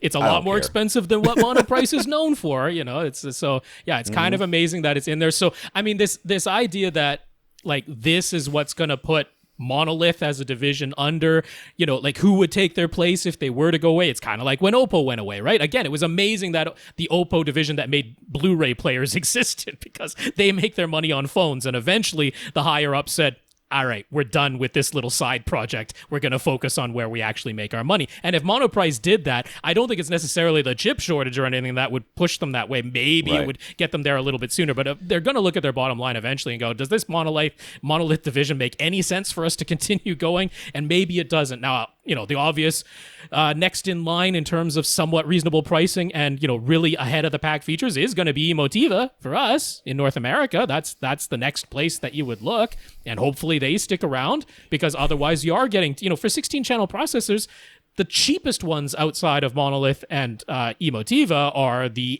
$8,000, ones. So it's a big jump in price there. All right, so Scarlett Johansson's lawsuit against Disney has been well publicized. This is still Lance talking about this. Apparently, lots of other actors and producers are also displeased behind the scenes. One of the listeners, Martin in Denmark, let us know that theater owners there are boycotting Disney and Warner movies over their day-and-date streaming releases. We've touched on this topic, but we didn't specifically cover Johansson's lawsuit, so what's our take? Well, I wrote an article. Tom wrote his take. It is up on So, avgadgets.com. You're welcome to read that, but the Yeah. too long didn't read version is, I think it's a good thing. Yeah. What this, and you got to understand, it's so easy for us sitting here in our and reading these news articles, and if you read the headlines, they're very, and this is kind of a shock, they're very inflammatory. Oh, sure. Scarlett Johansson is suing, blah blah blah. I'm like, it's not like Scarlett Johansson went up there and like served them papers or whatever. I don't know what none of us know what her actual belief or concern is. I mean, Disney, for whatever reason, released how much she made, and she made plenty of money. I don't know if she made a lot compared to other people or whatever, but she made plenty of money. But the reality is that this was going to happen. Oh, definitely. Okay? The way things went down. Inevitable. Yeah. She made a deal for, and many people did, before COVID ever was even thought of as being a thing. And then the movie wasn't released until after COVID, and it was released in a way that was never envisioned before COVID. So it was never negotiated. It was never considered. Nobody ever considered that a day and date for Black Widow would ever be a thing. Ever. No one would ever thought about that. So, yes, there has to be lawsuits. There has to be, discussions. There has to be, and what I basically say in the article is there needs to be some ground rules. There needs to be a baseline by which everybody else can measure what their deal looks like, right? So you have to be able to go in there and say, you don't want to start from zero and say, well, if it's release day and date, how much of the cut of this do I get? How much of the cut of that do I get? Because, these things have already been hashed out as far as how things used to work. Yeah, I mean, they're not working like that anymore. She had an executive producer credit on Black Widow, and as part of that contract, she was supposed to get a percentage of the box office take. That's what this comes down to. So, I mean, what they're saying is that contract was all written pre-COVID, and so there, at that time, at that original contract, there was no provision for what percentage she would make from a day and date Disney Plus streaming release. That didn't exist at that time, and it was not part of the contract. And they're saying, like, what has been ugly is some of the statements that have come out publicly and been published, which is, I mean, look, that's lawyers posturing. That happens all the time. Normally, we don't see that stuff. Some of that stuff got out in public. And some of the stuff that they said, like, this is Disney's lawyers, and then the response from Johansson's lawyers going back and forth, some of that stuff is a little bit uglier than I would expect, but normally we just don't see it, and I'm sure it's actually pretty standard. But for Disney to initially publicly basically imply Scarlett Johansson got paid $20 million up front, so boo-hoo for her. Why should she get any more? Which, that's kind of a ridiculous thing to say, because she was going to get more. She got $20 million up front. She was going to get more. She was going to get a percentage of the box office take. For her to say, okay, we released this in a way that was never anticipated. First, the movie was delayed. Then we found out it's going to come out day and date. Therefore, I completely agree with her representation, her lawyer's position, that the amount of money that was made at the box office and the amount of money that was made from Disney Plus Premier Access, the amount of money that went to Premier Access that would have gone to the box office if Premier Access didn't exist, that number is greater than zero. I don't think it's the entire amount. No. I don't think all $60 million that went to Premier Access was necessarily going to translate one-to-one to ticket sales. But I do believe that the amount of money that went to Premier Access is greater than zero, and that the box office take was, in fact, smaller. So I mean, Disney's initial response saying that Scarlett Johansson was like tone deaf to the pandemic, I'm like, ugh, that's weird. Like, do you really want to burn that bridge with one of your bigger stars? When Kevin Feige publicly said, he's like, I'm embarrassed by the way this was handled by Disney. I'm like, I think that's about right on. I don't blame you, dude. But I mean, he's got a relationship with her anyways. I mean, they've been working together for decades, more than a decade this now. This is going to get settled. This is not going to go to court. Oh, yeah. This is going to get settled. This is sitting down at a table, lawyers across the table from each other, and it's going to happen. And that's why this is important, because what this basically does is, legitimize day and date. See, that's why I think it's a good thing, because if we don't set these, they're saying essentially, and like I said, I don't know how much Scarlett Johansson actually has. I mean, she's definitely in the right here, in my opinion, from what I know. Well, like they sued to get $50 million from the Disney Plus cut of it. Which Right. I'm like, okay, so that's leaving $10 million to Disney. And I'm like, but of course, in the lawsuits, right, when you see the amount that they sue for, they know they're not going to get that whole. You got to ask for way more than what you actually end up getting. So that's standard This too. is a bargaining thing. Yeah. But they have to. There's all the other actors that going forward are going to have to negotiate deals. They are worried about what the deals going forward are going to look like. You have the actors union and the theater owners that are in on this too, because they're like, hey, if you're going to do day and date streaming, then the theater should get a cut of that, like we do at the box office. They split that revenue between theaters and the studios. I mean, I love Braden Russell's take on it, HT guys, when they talked about it last week on their podcast, because there are the people who are saying like, yeah, didn't Scarlett, she's rich, she already made enough, why does she need more? It's not that she needs more, it's that why does Disney get all of it? Right. Why doesn't anybody else who had a pre-existing contract that said they're supposed to get some of the back-end profits, what would have been box office only, why do they now get zero because midway through Disney changed the rules? For the same reason why, you work for a year, at your job and you make X amount of money, which is enough to support your family, and then the end of the year comes around and you're supposed to get bonuses. If your boss says, you already made enough this year, we're going to keep your bonus. You would lose your mind, okay? Especially you would absolutely lose your mind. The reason you're not getting your contractually bargained for bonuses is because we put an S on the end of this name and now it's not yours anymore. Like we put a plus on the end of this, and now it's not the same name of the thing. Company, right? That's the whole reason, right? Like, I mean, legally speaking, that's the argument being made. It's not box office; it's Premiere Plus, and you didn't negotiate in your contract for Premiere Plus. Like, yeah, but Premiere Plus didn't exist when we negotiated the contract. And once this thing is hashed out, which it will be, like I completely agree with Rob, this will never see it will never go to court. Inside of they will negotiate this out, and then that will become like they'll be like, "Are you as big as Scarlett Johansson? Right? You're not? Okay, then you're getting less than that." And this will be the yardstick by which everybody will measure themselves on. And then as new deals go forward, but we need the fact that they're even negotiating this in the open, they're fighting about this in the open is important, and I think that. The actors unions, the movie theater owners, the other actors, the producers, the studios on the other side of it, the producers and all that other stuff, they're all looking at this as like, well, this is the movie that we can use. This is the situation that we can use to set those ground rules. And we're going to do it because it's Marvel, it's big, it was successful all the way around. No matter how you look at it, it was successful. It made more money than any other movie since before the pandemic. The last one was like in January, was the Star Wars movie was the only movie that's been bigger than it. And it did well at Disney Premiere Plus. So let's use this one as the way of setting those ground rules. All the people over at Warner Brothers, man, are they watching this? What's going on? Oh my God.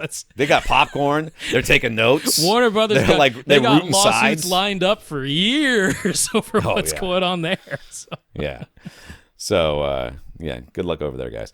All right. Infinite Gary. Gary owns a large collection of mono recordings. Of course he does. Mono recordings. I feel like, you'll have to excuse me, I feel like we've talked about mono recordings with him before. But anyway, absolutely, yeah. So mono playback is important to him, and in his dedicated theater, the front, left, and right speakers have been carefully positioned and towed in, and the room has been acoustically treated with symmetrical sidewall treatments and lots of treatment with the fabric-covered ceiling. Okay, whatever. He's got one seat. He sits smack dab in the sweet spot. His phantom center image is exceedingly convincing. In fact, with mono recordings, the sound is so dead center that he doesn't really like it. As we know, he's got several other setups in his house, and some of them he isn't sitting perfectly dead center, or it's a setup where he's willing to move the speakers or the seat around a little bit. He's found that when the phantom center image isn't quite so dialed in, mono recordings actually sound more pleasing. They just sound fuller and more natural. So in his dedicated theater, he is not going to mess with the speaker positioning or seating location. But is there a better way to optimize that setup for both surround and for mono? So I mean, there's a lot of things you could do here, and I think most of them have to do with DSP. Because I would not change. I mean, telling Gary to change speaker locations is just, or toe in or something like that is just an exercise in futility. But we talked about like the movie versus cinema versus game mode on your Denon receiver, Sure. right? And taking that movie mode and using that instead of game where everything is a little bit more discrete, in theory would split that up. But that's only if you're using upmixing, which Right. I have a feeling Gary doesn't want to do. So, I mean, I don't know that there's going to be much you can do that doesn't involve some sort of processing. And if you're unwilling to use processing, which I think you might be, I would just watch First of all, I wouldn't watch mono recordings at all. But I would only do mono recordings in a room where you are okay with moving things around. As far as your main theater, I know it's the big one and it's whatever, but these are mono recordings, right? What's the quality really on these things compared to, do you need all the subwoofers? Do you need all the bass that you have in your main theater? Do you need all that in there? Or do you really just need a pair of good speakers, which I know you have all over your house, or a really good center, and just use that? There's that. I mean, I would certainly say the easiest thing to do in his dedicated theater is just shift your sitting position, like not even move the chair, just you in the seat, because he's got like kind of an oversized chair. It's bigger than he is. It's not like a form-fitting chair. Okay. So I'm like, just literally just you lean over onto the armrest, shift your position as you're listening. But the thing I wanted to touch on it was that mention of the way that his room was acoustically treated was symmetrically done, and this is actually exactly where the like original Floyd Toole and some of the Sean Olive recommendations, and then like what Anthony Grimani detailed when he was talking to Audioholics in their YouTube videos, this idea of asymmetrical room treatments, where you have like this alternating pattern of absorption, diffusion, but you don't have them symmetrical on both sides. If you've got a diffusion panel on your right wall, directly across from it on the left wall, you have an absorption panel, and vice versa. So you alternate going back and forth. And that came from the mono listening tests. That's where that originated, this idea that you get a more pleasing natural sound when the room is asymmetrically treated. And like I don't put a whole lot of stock into doing that in a surround sound theater. I really don't think it makes a noticeable difference either way. If you did it, I don't think it really harms anything because I just don't think you notice it. But mono is exactly where that whole idea came from. So I don't know, maybe you get some because he primarily has diffusion on his sidewalls at the first reflection points. So maybe you get some freestanding absorption panels, Gary, and you put them up on one side of the theater and not the other. I don't know if in his theater it will make enough audible difference, because a lot of his treatment is in the ceiling, and that might have more to do with it. But maybe it's just some freestanding absorption panels that you can put up on one side of your theater when you're listening to mono recordings. Might do this for you, Gary. That if he wants to buy something, because Gary always is looking to buy something, some freestanding panels might be a way to do it. Just to break that up, yeah, I had assumed he had absorption all over the place. No, he's got mostly sidewalls. diffusion on the sidewalls. Yeah, I would if you had had absorption, I was going to suggest you put some diffusion, maybe even behind your head or something like that to help kind of break that up. But if you've got diffusion every place at this point, yeah, I don't know. It's I would just shift in the seat. That's the easiest solution. I think, I don't know. So we talked about how to label overhead speakers. I wrote an article about it. So why is there a distinction between height and top speakers position anyway? If we just had the labels overhead front, overhead middle, overhead rear, wouldn't that be easier? Yes, but then we wouldn't have as many angles to deal with. It would be too wide, and they're just trying to make sure that the receiver knows, or the processor knows, generally speaking, where your speakers are, and if you just had overhead, 3 overhead positions, the angles would be so wide that they could be in vastly different locations. So that's why. I mean, really, those names, they come from Atmos. Dolby Atmos, their version is where the names came from. They're big enough that DTS and Oro, other than the positions that aren't part of Atmos, like the surround heights and the top surround speaker, They just use the same names in the end of it. And it just boils down to that the home version of Atmos can use up to 10 overhead speakers. So like, well, each one of these 10 overhead speakers, it gets a name. So they're like, okay, you got top middles directly above, you got top front, top rear. Those are, to the front and to the rear of the top middles. And then even farther ahead and even farther back are another pair potentially of speakers in a 10 overhead home Atmos system. So they called those heights instead. What else would you call them? Farther forward tops? I don't know. Whatever name they wanted to give them, but they went with front heights. Partially because front height was already a positioned name that existed in Dolby Pro Logic 2Z, right? That was front heights that you had up there. So, I mean, they could have called them presence speakers like Yamaha has this whole time. It's an arbitrary name that they gave them, but it's just because there are 10 possible positions and they wanted to give each of them a unique name. There's unique names for all of the, 34 possible positions on the floor level for Atmos as well. What is that? 360 degrees divided by 15. Oh, 24, sorry. I'm way overestimating. 24 possible positions on the floor. Each of those has a unique name too. So, yeah, that's where it came from. None of which I will ever remember. Indeed. So just in case you're wondering. Yeah. I'm out of caffeine, Rob. I don't have to pour myself some more Coke. All right, so lastly, he watched Godzilla vs. Kong on Ultra HD Blu-ray when playing its Dolby Atmos soundtrack. The dialogue seemed low compared to the LFE and surround effect, a bit too low for his liking. This certainly isn't the only movie with that issue, but it seems to him that it's been more common for the dialogue to be relatively low in volume on a lot of the more recent releases. Is there a logical or technical explanation? Yes, you were setting your volume based on the bass, that the volume of the bass that you want it to be, and you want that bass to be a reasonable volume, which it is not a reasonable volume on Godzilla vs. Kong. It's not meant to be. It's meant to be startlingly loud. Yeah, so when true. you set the volume based on the bass volume, your dialogue volume is going to be too low. It's going to be too low because, and I believe me, Gary, I do this all the time. It starts off with an exciting scene. I set the volume and go, I can't hear this. And then once I get to the dialogue, I turn up the dialogue and I leave it there. And usually it's like 5 to 10 dB difference sometimes. And then when the bass kicks back in, the couch starts to shake. I'm like, right, subwoofers are supposed to do this. We don't just set it based on, it sounds kind of nice when Godzilla and Kong are punching each other in the face. No, turn it up, Gary. I mean, this is kind of one of those reasons why, everybody, so most people, I would venture to say, especially on the forums, they've all bought into this idea of this house curve, this rise in the bass that everyone talks about. Oh, that's how our ears work. Anyway, I'm like, not at full reference volume. At full reference volume, it's pretty darn close to a flat line, and I want something like Odyssey Dynamic EQ or YPAL Volume or the proprietary version just based on the Fletcher-Munson curves that Monoprice put in their HTP1, but something that compensates in the bass when you turn the master volume dial down from reference volume, something that does it. What does he have in his main theater? I don't remember what he has. He's got Anthem. Oh, Anthem.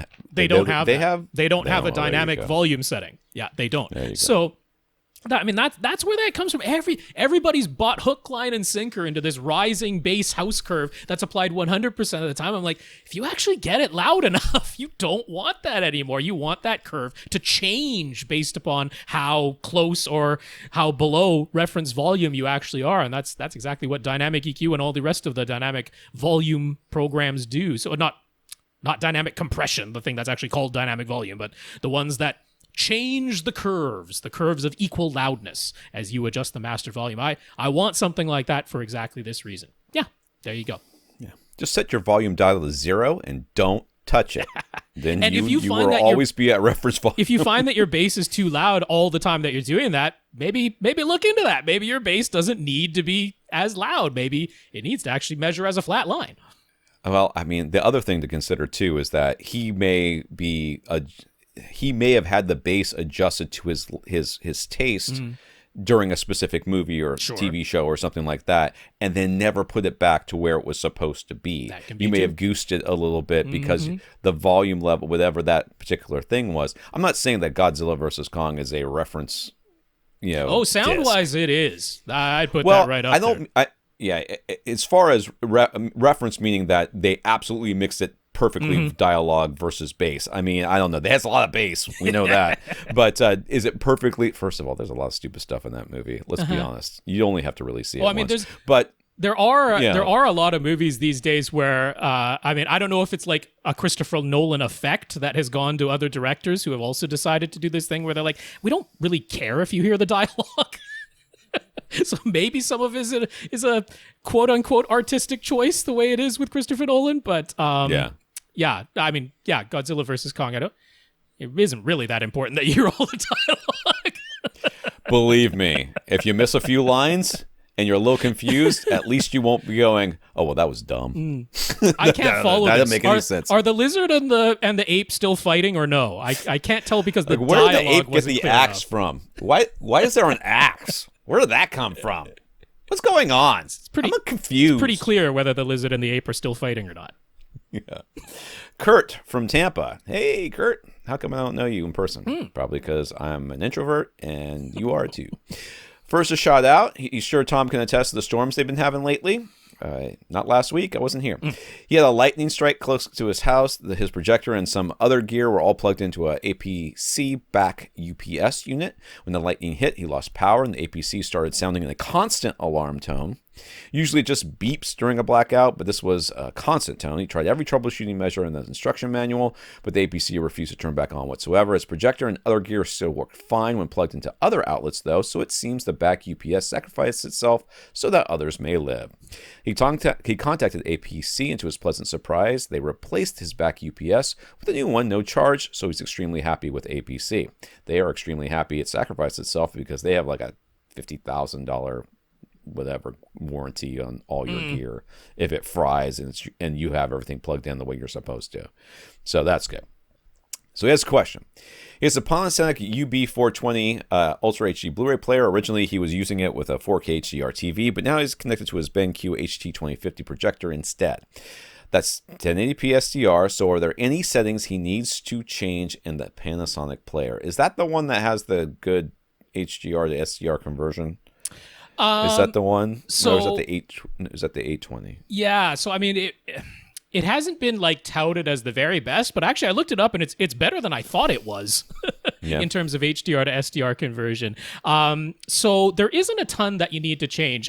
When you connect the UB420 to a 1080p SDR display, whether it's a projector or a TV, there is a good enough handshake that it doesn't like try to force 4K HDR into that display. So it does detect and automatically changes its resolution down to 1080p, and it does output SDR only. It does have HDR to SDR conversion, and that happens sort of automatically. But whether or not that HDR to SDR conversion is going to look really good is where the following comes in. On your remote, on your Panasonic player's remote, there's a button that's labeled as HDR setting. So you have to actually press and hold that. You have to press and hold it for 2 or 3 seconds before the thing shows up on screen. If you are connected to an HDR TV, that's what brings up the HDR optimizer on versus off setting, and that's where you can adjust the HDR optimizer. That's the dynamic range adjustment that lets you sort of brighten or dim the entire image in HDR. That's what that HDR setting button normally does. But I was reading this in the manual, and this is where I realized the UB420 is actually better at HDR to SDR conversion than I thought it was. I thought it was a static setting, but if you press and hold that HDR setting button on the remote while you're watching SDR, same thing as Tom mentioned with his Sony, a thing has to actually be playing. It's not going to show up without the disc playing, but press and hold while the disc is playing on an SDR display, and that will bring up a thing that now says dynamic range conversion adjustment. So there are values from 0 to 10, I think it is. Small values dim the entire screen overall, but that will let you preserve really bright highlight detail. So if the number one thing is you're watching, a movie like Pan that's been mastered to 4,000 nits, and you want to see that image of the sun with all of the detail in the circle of the sun, which normally just washes out to white, then you set that dynamic range conversion adjustment to a low number, and you'll see all the detail, but everything will look dimmer all the time. Higher values on that slider brighten the entire screen, which means your highlights will get clipped. Certain highlights will just all go into pure white. There's nothing you can do about that. But if you're like, the number one thing I'm noticing watching this particular movie is that everything just looks too dim all the time and I can't see a darn thing, you can actually adjust that. So that's the setting to look out for. But you shouldn't have to actually go into the menu and change too much. It'll automatically change to 1080p and SDR output. Ilango's in need of a TV suggestion for a close family friend. One of their parents has a chronic illness and must spend a lot of time lying down. So the bedroom TV is important and gets a lot of use. The blinds are usually drawn, but it's still bright during the day, so the TV needs to be good for all lighting conditions. They were using a 50-inch Vizio M series, but it died. They're looking to replace it for less than $1,000 American USD. And before we jump to TCL or Hisense, they've said they'd be more comfortable buying an LG, Sony, or Samsung, or maybe another Vizio. They're just looking for a straight replacement, so they asked for a 50-inch. 50 inches, you should be able to get there's basically everything should have a 50-inch display. Well, actually, 50-inch specifically is harder to find than 55. I was going to say, you could just convince them to get them up to 55, then you have probably more options at your disposal. Right. But I've got one that I think is ahead of the pack. Ilango. I'm guessing, I'm doubting that they really care about the very latest HDMI 2.1 features and all that, but the one I'm going to suggest has that too. So even if this person is a PlayStation 5 or Xbox Series X gamer, this television is going to work for them as well, and that is Sony's X85J. It does have a 50-inch size, which is $850, so that's within the budget. The 55-inch size is right at $1,000. So even if they did want to go up in screen size, it's just within the budget that they said. But yeah, the Sony X85J, it has a few things about it that I like versus a lot of the competition. I do have to say, I talked about this with Lee last week, I probably would have pointed you to that Hisense. Hisense's new U7H? I forget the letter on the end of it. G? Right. H? One of those letters in the alphabet. The newest Hisense anyway. But if they're not comfortable with it, I'm not going to put any additional stress on what is clearly already a stressful position. If they're just like, look, I feel more comfortable buying a Sony or a Samsung or an LG, I'm happy to do that because Sony does have this X85J. It gets nice and bright. It gets a good 600 nits, both in SDR and HDR. What I think they will like about it is this has the Google TV interface. So if they were already used to Vizio with the Chromecast interface, the Google TV interface is similar to use, but it's snappier, it's faster, it actually works nicer than the Chromecast interface that they would have been using on the Vizio, but it's still Google and Google, so whatever services and sign-ins they were using, it's still going to work on the Google TV interface. I'm just thinking that's probably an easier transition to make rather than going to a whole new interface, which would be Samsung or LG. So overall, the other thing is, it sounds like maybe they're using the built-in TV speakers, and as I mentioned before, Sony seems to be the only company that cares whatsoever about the TV's built-in speakers anymore. So the X85J's built-in speakers they're not great, but at least they're not utterly terrible, which is like everybody else's speakers are utterly terrible. This is like survivable at least. Right. We're just going for just above the bare screeching sounds at you through cracked woofers. So like this Shane. one, the X85J, it's not full array local dimming, so it doesn't have that feature, but for the price point that you're looking for, but it does get nice and bright. And the panel that they use, this is another one, like the panels that LG is using at this price point, at this size, they're really not very good. So I wouldn't do that. The actual LCD panel that Sony uses in this one is a good one with nice high contrast. It's going to look really nice. And the color right out of the box, almost bang on. So there's nothing to adjust. All right, Shane. A while back, Shane upgraded his dual SVS PB2000 subs. His room is roughly 12.5 by 24. The subs have upgraded two dual SVS PB2000s. The subs have performed very well, and that has fueled his desire to upgrade the rest of his speakers. At the moment, he has Pioneer Andrew Jones speakers in a 7.2 setup. His budget for new speakers is $3,000. To be willing to spend all of that on 5 speakers rather than 7. What speakers would recommend? I mean, you kind of know the answer to this question? Well, not necessarily. Why should we think that? So what are the ones? I'm trying not to look at Rob's list down here because he's got a list. I know the SVS Ultra bookshelf speakers should work there. Yeah. The There's Aperion, a 5.1 package right on the site for the Ultra Bookshelf 5.1 package, and definitely in the size of room that you described, we're going to say go with the bookshelves up front, put them on Right. some nice stands. You don't need towers in the size of room that you have, so it's $2,500 for the 5.0 system. Now, if you throw in a pair of prime elevation speakers or something else that could work really nicely for 7-speaker setup, that's going to put you right at $3,000. So that is right in the ballpark for the price you asked. you've got the Aperion audio. You've got surely something from Ascend that will work there. Yep. Going from Pioneer Andrew Jones, which are great budget speakers. Yes. You're going to look for something that's neutral, and you're going to look for something that, basically just costs more at this point, because they're a very good budget speaker, and I think they're a great value for the money. Definitely. So, but you can get better extension in the highs. That is doable over the Pioneer Andrew Jones, and you can get more refined, sound out of them. So there is an upgrade to be had, but I absolutely agree. You're still going to want neutral linear sound. Right. So I guess my go-tos would be, obviously, he's going to say Ascend, I'm going to say Aperion and SVS, and we're both going to say CAF. I don't know what else is on his list I scrolled past. Yeah, those are our usual suspects for sure. CAF, you'd be looking at the Q series for this price range, Ultra series from SVS. You can look at the Varus Grand series. You're in that price range as long as you stick with the bookshelves up front from Aperion. If you just want to try something, SVS and Aperion both offer free two-way shipping, so you can absolutely just audition their speakers and see if either of those just floats your boat right away, because that is zero risk to you. Ascend, the thing, you're close enough that you could actually go with Sierra 2 speakers, at least up front. At least your front three could be Sierra 2s for the price range that you've described. And so you're right in striking distance there. So I would say maybe give those a try, the Sierra 2s. That's probably the most different out of all the ones we're going to mention, because those have the ribbon tweeters, which is a obvious, visible difference, if nothing else, going to that different style of tweeter. So there's KEF, and then the other one that also uses concentric driver design is ELAC. That's actually where Andrew Jones is these days. He's designing the speakers for ELAC. I didn't think of that. And they have their Unify reference series. So they originally had a Unify series, and now they've upgraded some of the drivers in there to the Unify reference series, and that is right in the ballpark of the price range you're looking at. So Unify reference from ELAC is one you might want to consider. And then Paradigm. Paradigm has just upgraded their Premier series.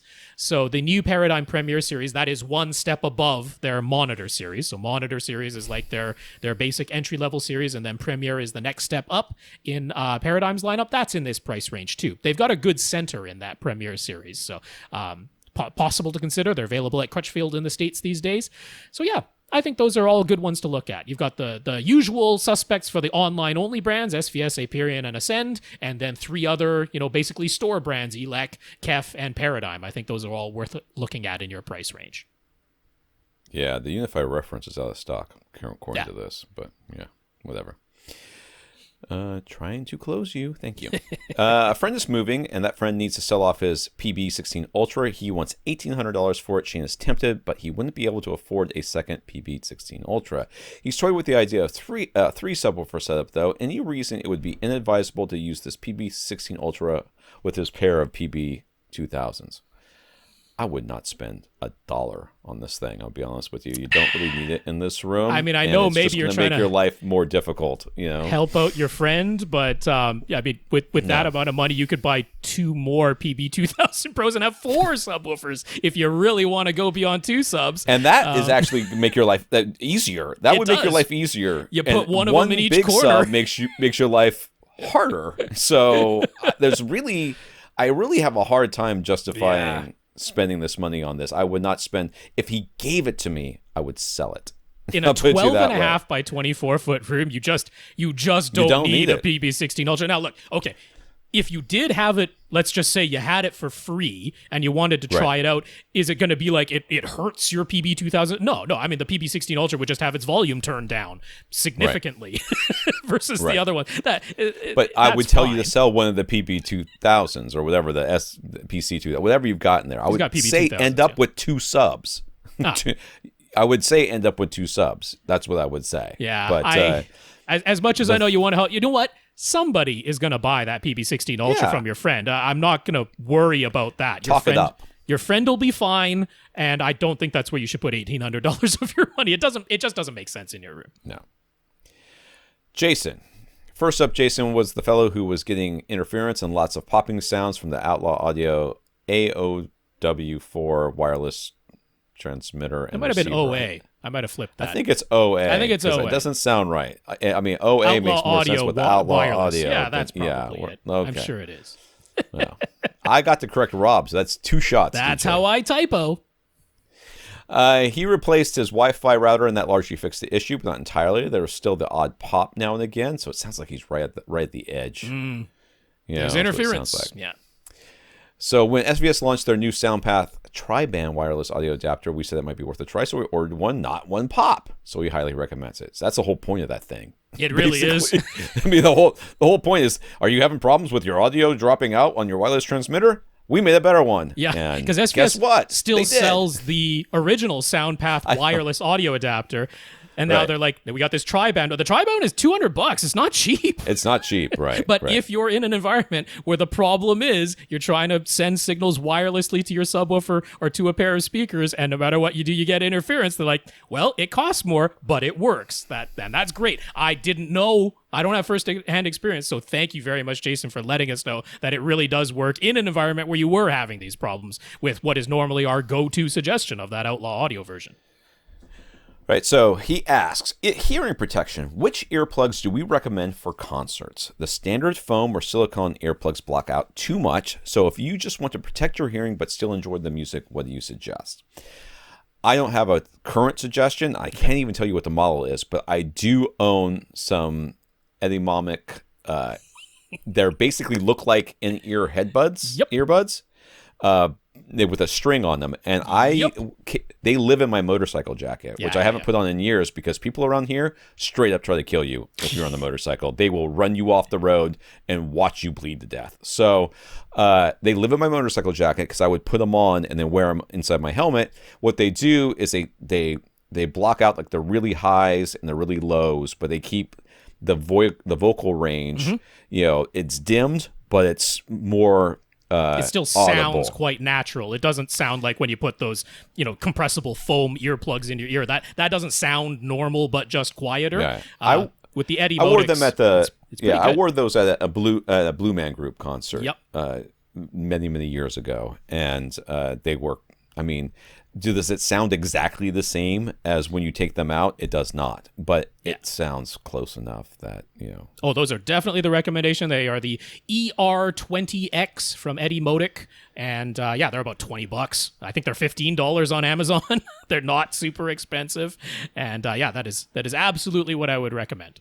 Yeah, mine looks slightly different than these. Yeah, these are the current ones. So. The current ones, yeah. So they actually made them a little bit smaller. Wow. There you go. Yeah. Jack upgraded from a TCL 6 series to an LG C1 OLED. Great picture, he says. But going from Roku on the TCL to the newest version of WebOS on the LG has not been so pleasing.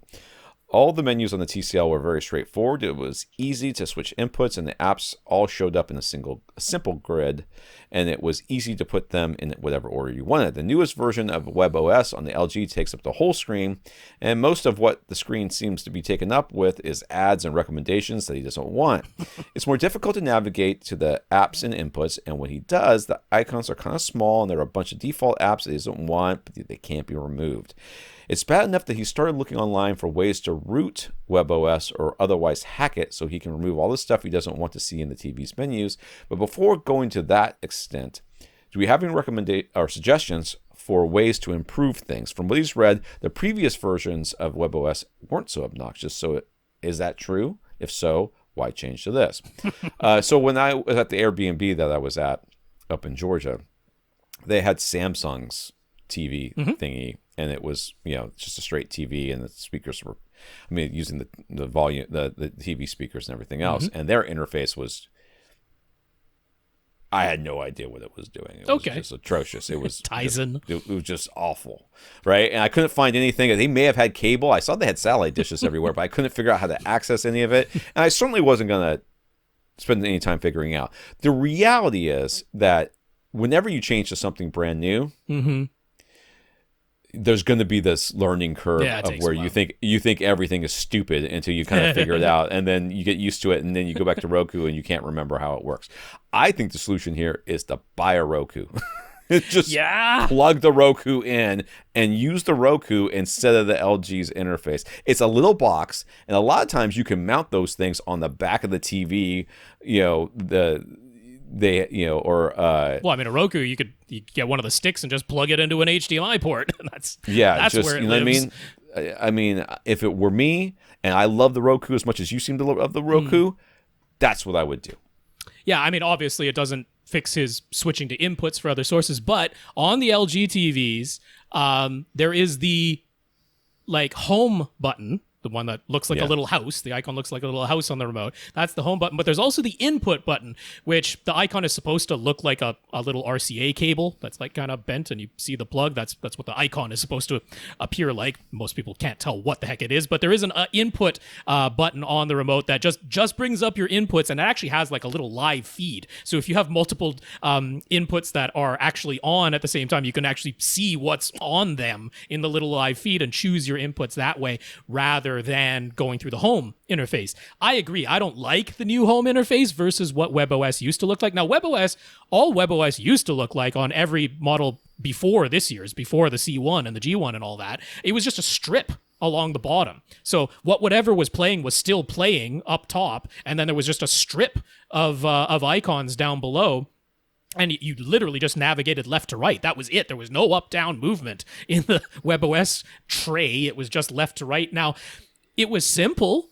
You might have preferred it, but you had sometimes, if it was a app that you don't use that often, you have to jog way down the list over to the right before you would find it. Now, you could press and hold OK, and they would all start wiggling just like the icons on your phone, and you could move it over at that point and reorder them however you wanted. So it was simple, but it wasn't perfect. Sometimes you had to jog way down that line.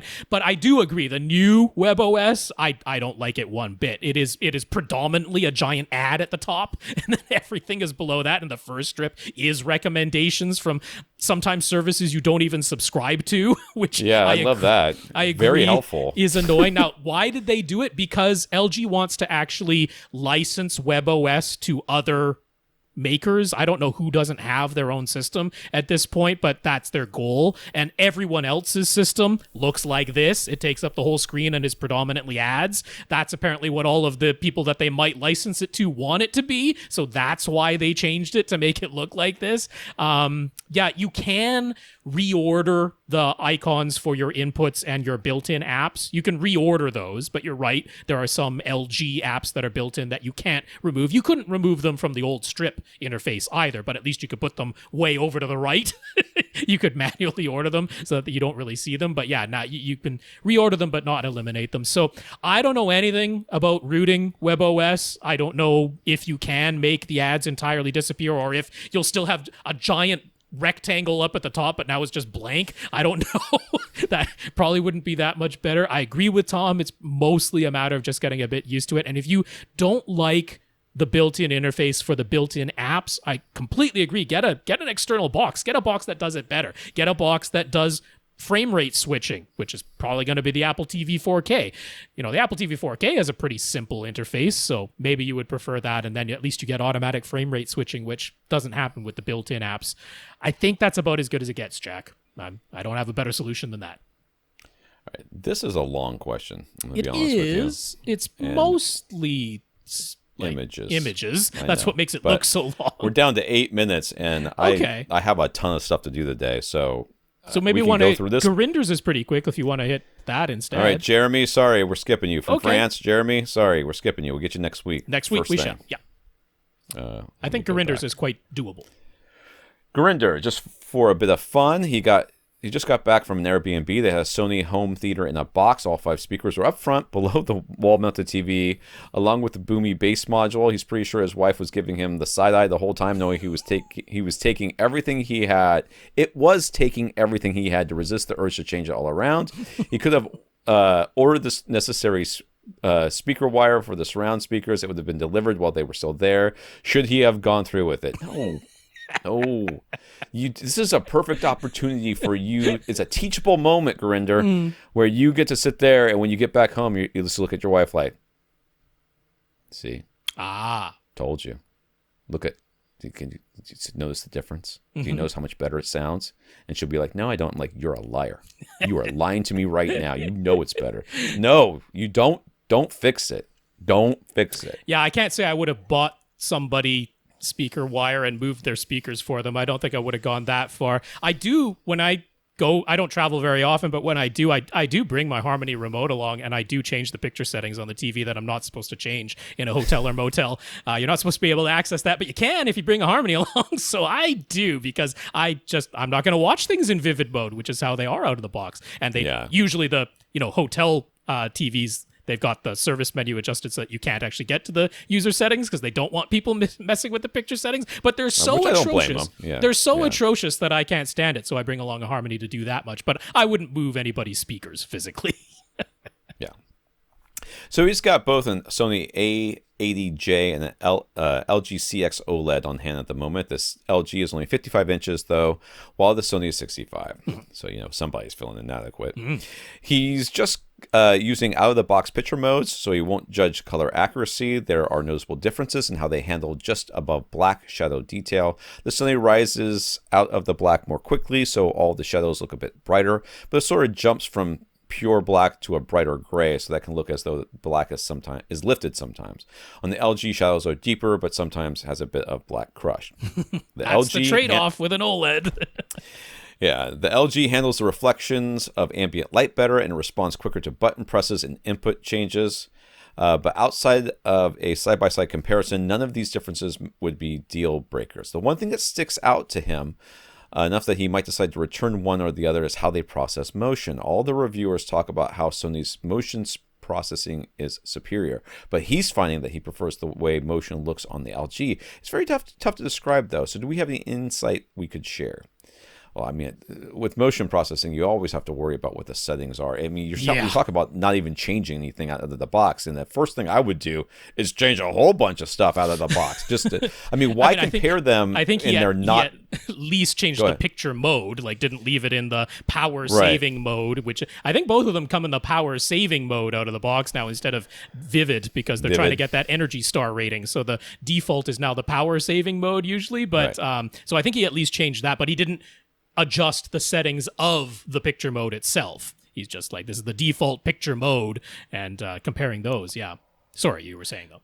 Yeah. So I mean, I would try to maximize the pictures from both of them, motion smoothing and all the other stuff that they might have going on, before I did a comparison. If you're trying to do a side-by-side comparison, decide which one you're going to keep.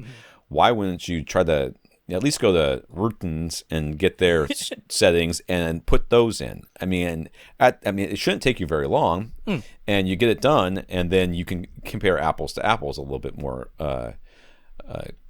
closely. But I would suggest, and that put it this way, I would not trust the manufacturers, no matter what whatever picture mode I put it in. I would not trust that they would get the motion smoothing and the different definitely not, stuff like that correctly adjusted just because I did that. I would think I would have to go in there and fix that. I mean, my wife noticing soap opera effect probably was one of the highlights of 2020 for me.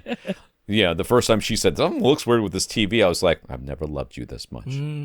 I've never loved you this much. This is it."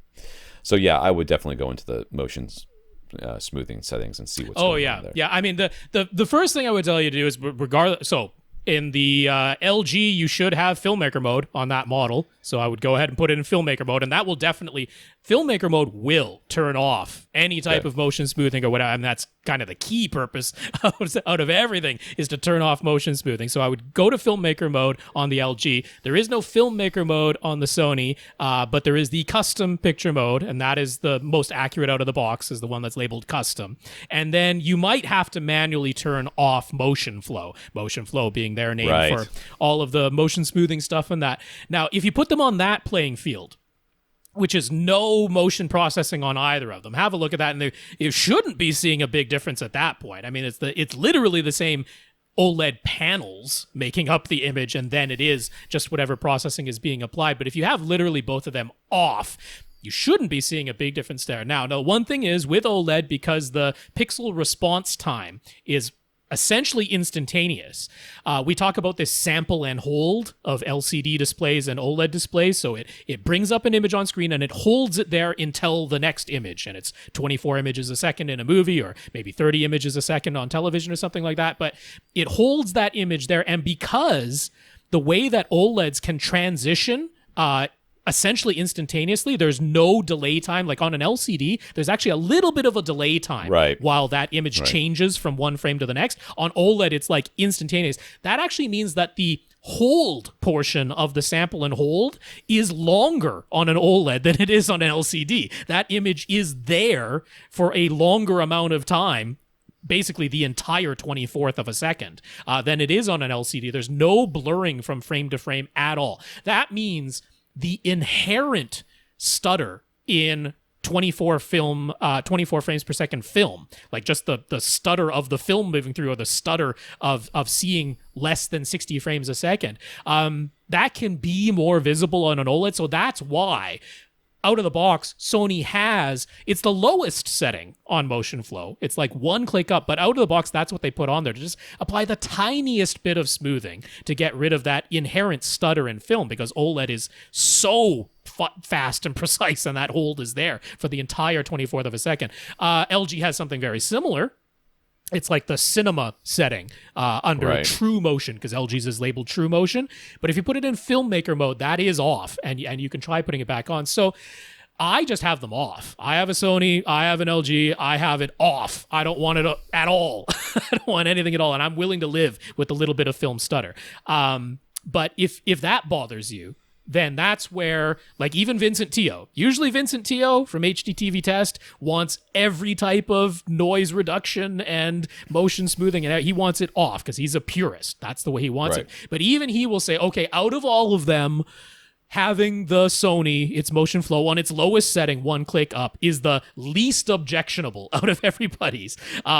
You have a C10 OLED, not a C1. He's like, on the C1 LGs, they've actually improved theirs. He's like, I could maybe turn that up to the very lowest setting on True Motion now under Cinema, but on the C10, it didn't have that, so he would just have it off. So yeah, listen to Vincent Teo over at HDTV Test, but if you're like, yeah, even one click up on Sony's motion flow, I don't like the way that looks, just turn it off, and then they should look identical. All right, so who we have left? We have, as mentioned, we skipped over, Jeremy. Who was it there? Jeremy in France. We skipped, there's a long scrolling up because of so many images. And then Andrew. Andrew is the other person. Oh, wait, no. Yeah. We have one more. Andrew and Chad. There we go. I knew Chad was on there. I had missed Andrew's initially. So there we go. 3 questions left on the list. You'll be the first people up next week. We want to thank our listeners of the week. We want to thank Chad for going to avrant.com and leaving us a PayPal donation, as well as our 128 patrons over at patreon.com. For sure, Chad. Thanks so much for the PayPal donation, and patreon.com/AVRant podcast for anyone who would like to sign up for an automatic monthly donation. Thanks very much to our 128 patrons over there. I want to thank Jason for talking us up to SVS, as well as Kevin, Jeremy, and Chad for sending us notes of gratitude. Yes, Jason, congrats on the, I think that was the wireless adapter that actually works now. The $200 wired device. Okay, the tri-band wireless adapter, so I'm very glad that's working, and thank you for talking us up to SVS. And then Kevin, Jeremy, and Chad, thank you all very much for those notes of gratitude to us for keeping the podcast going. Thank you to everybody who continues to listen and send in your questions. For AVRant, I'm Tom Antry. And I'm Rob H. Now stay in and listen to something.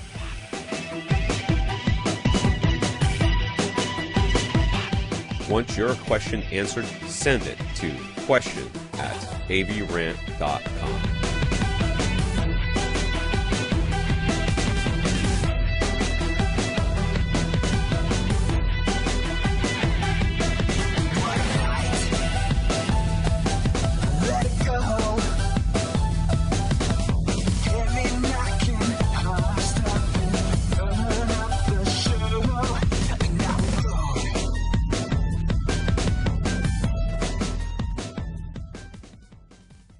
This is AVRant. Now go out and listen to something.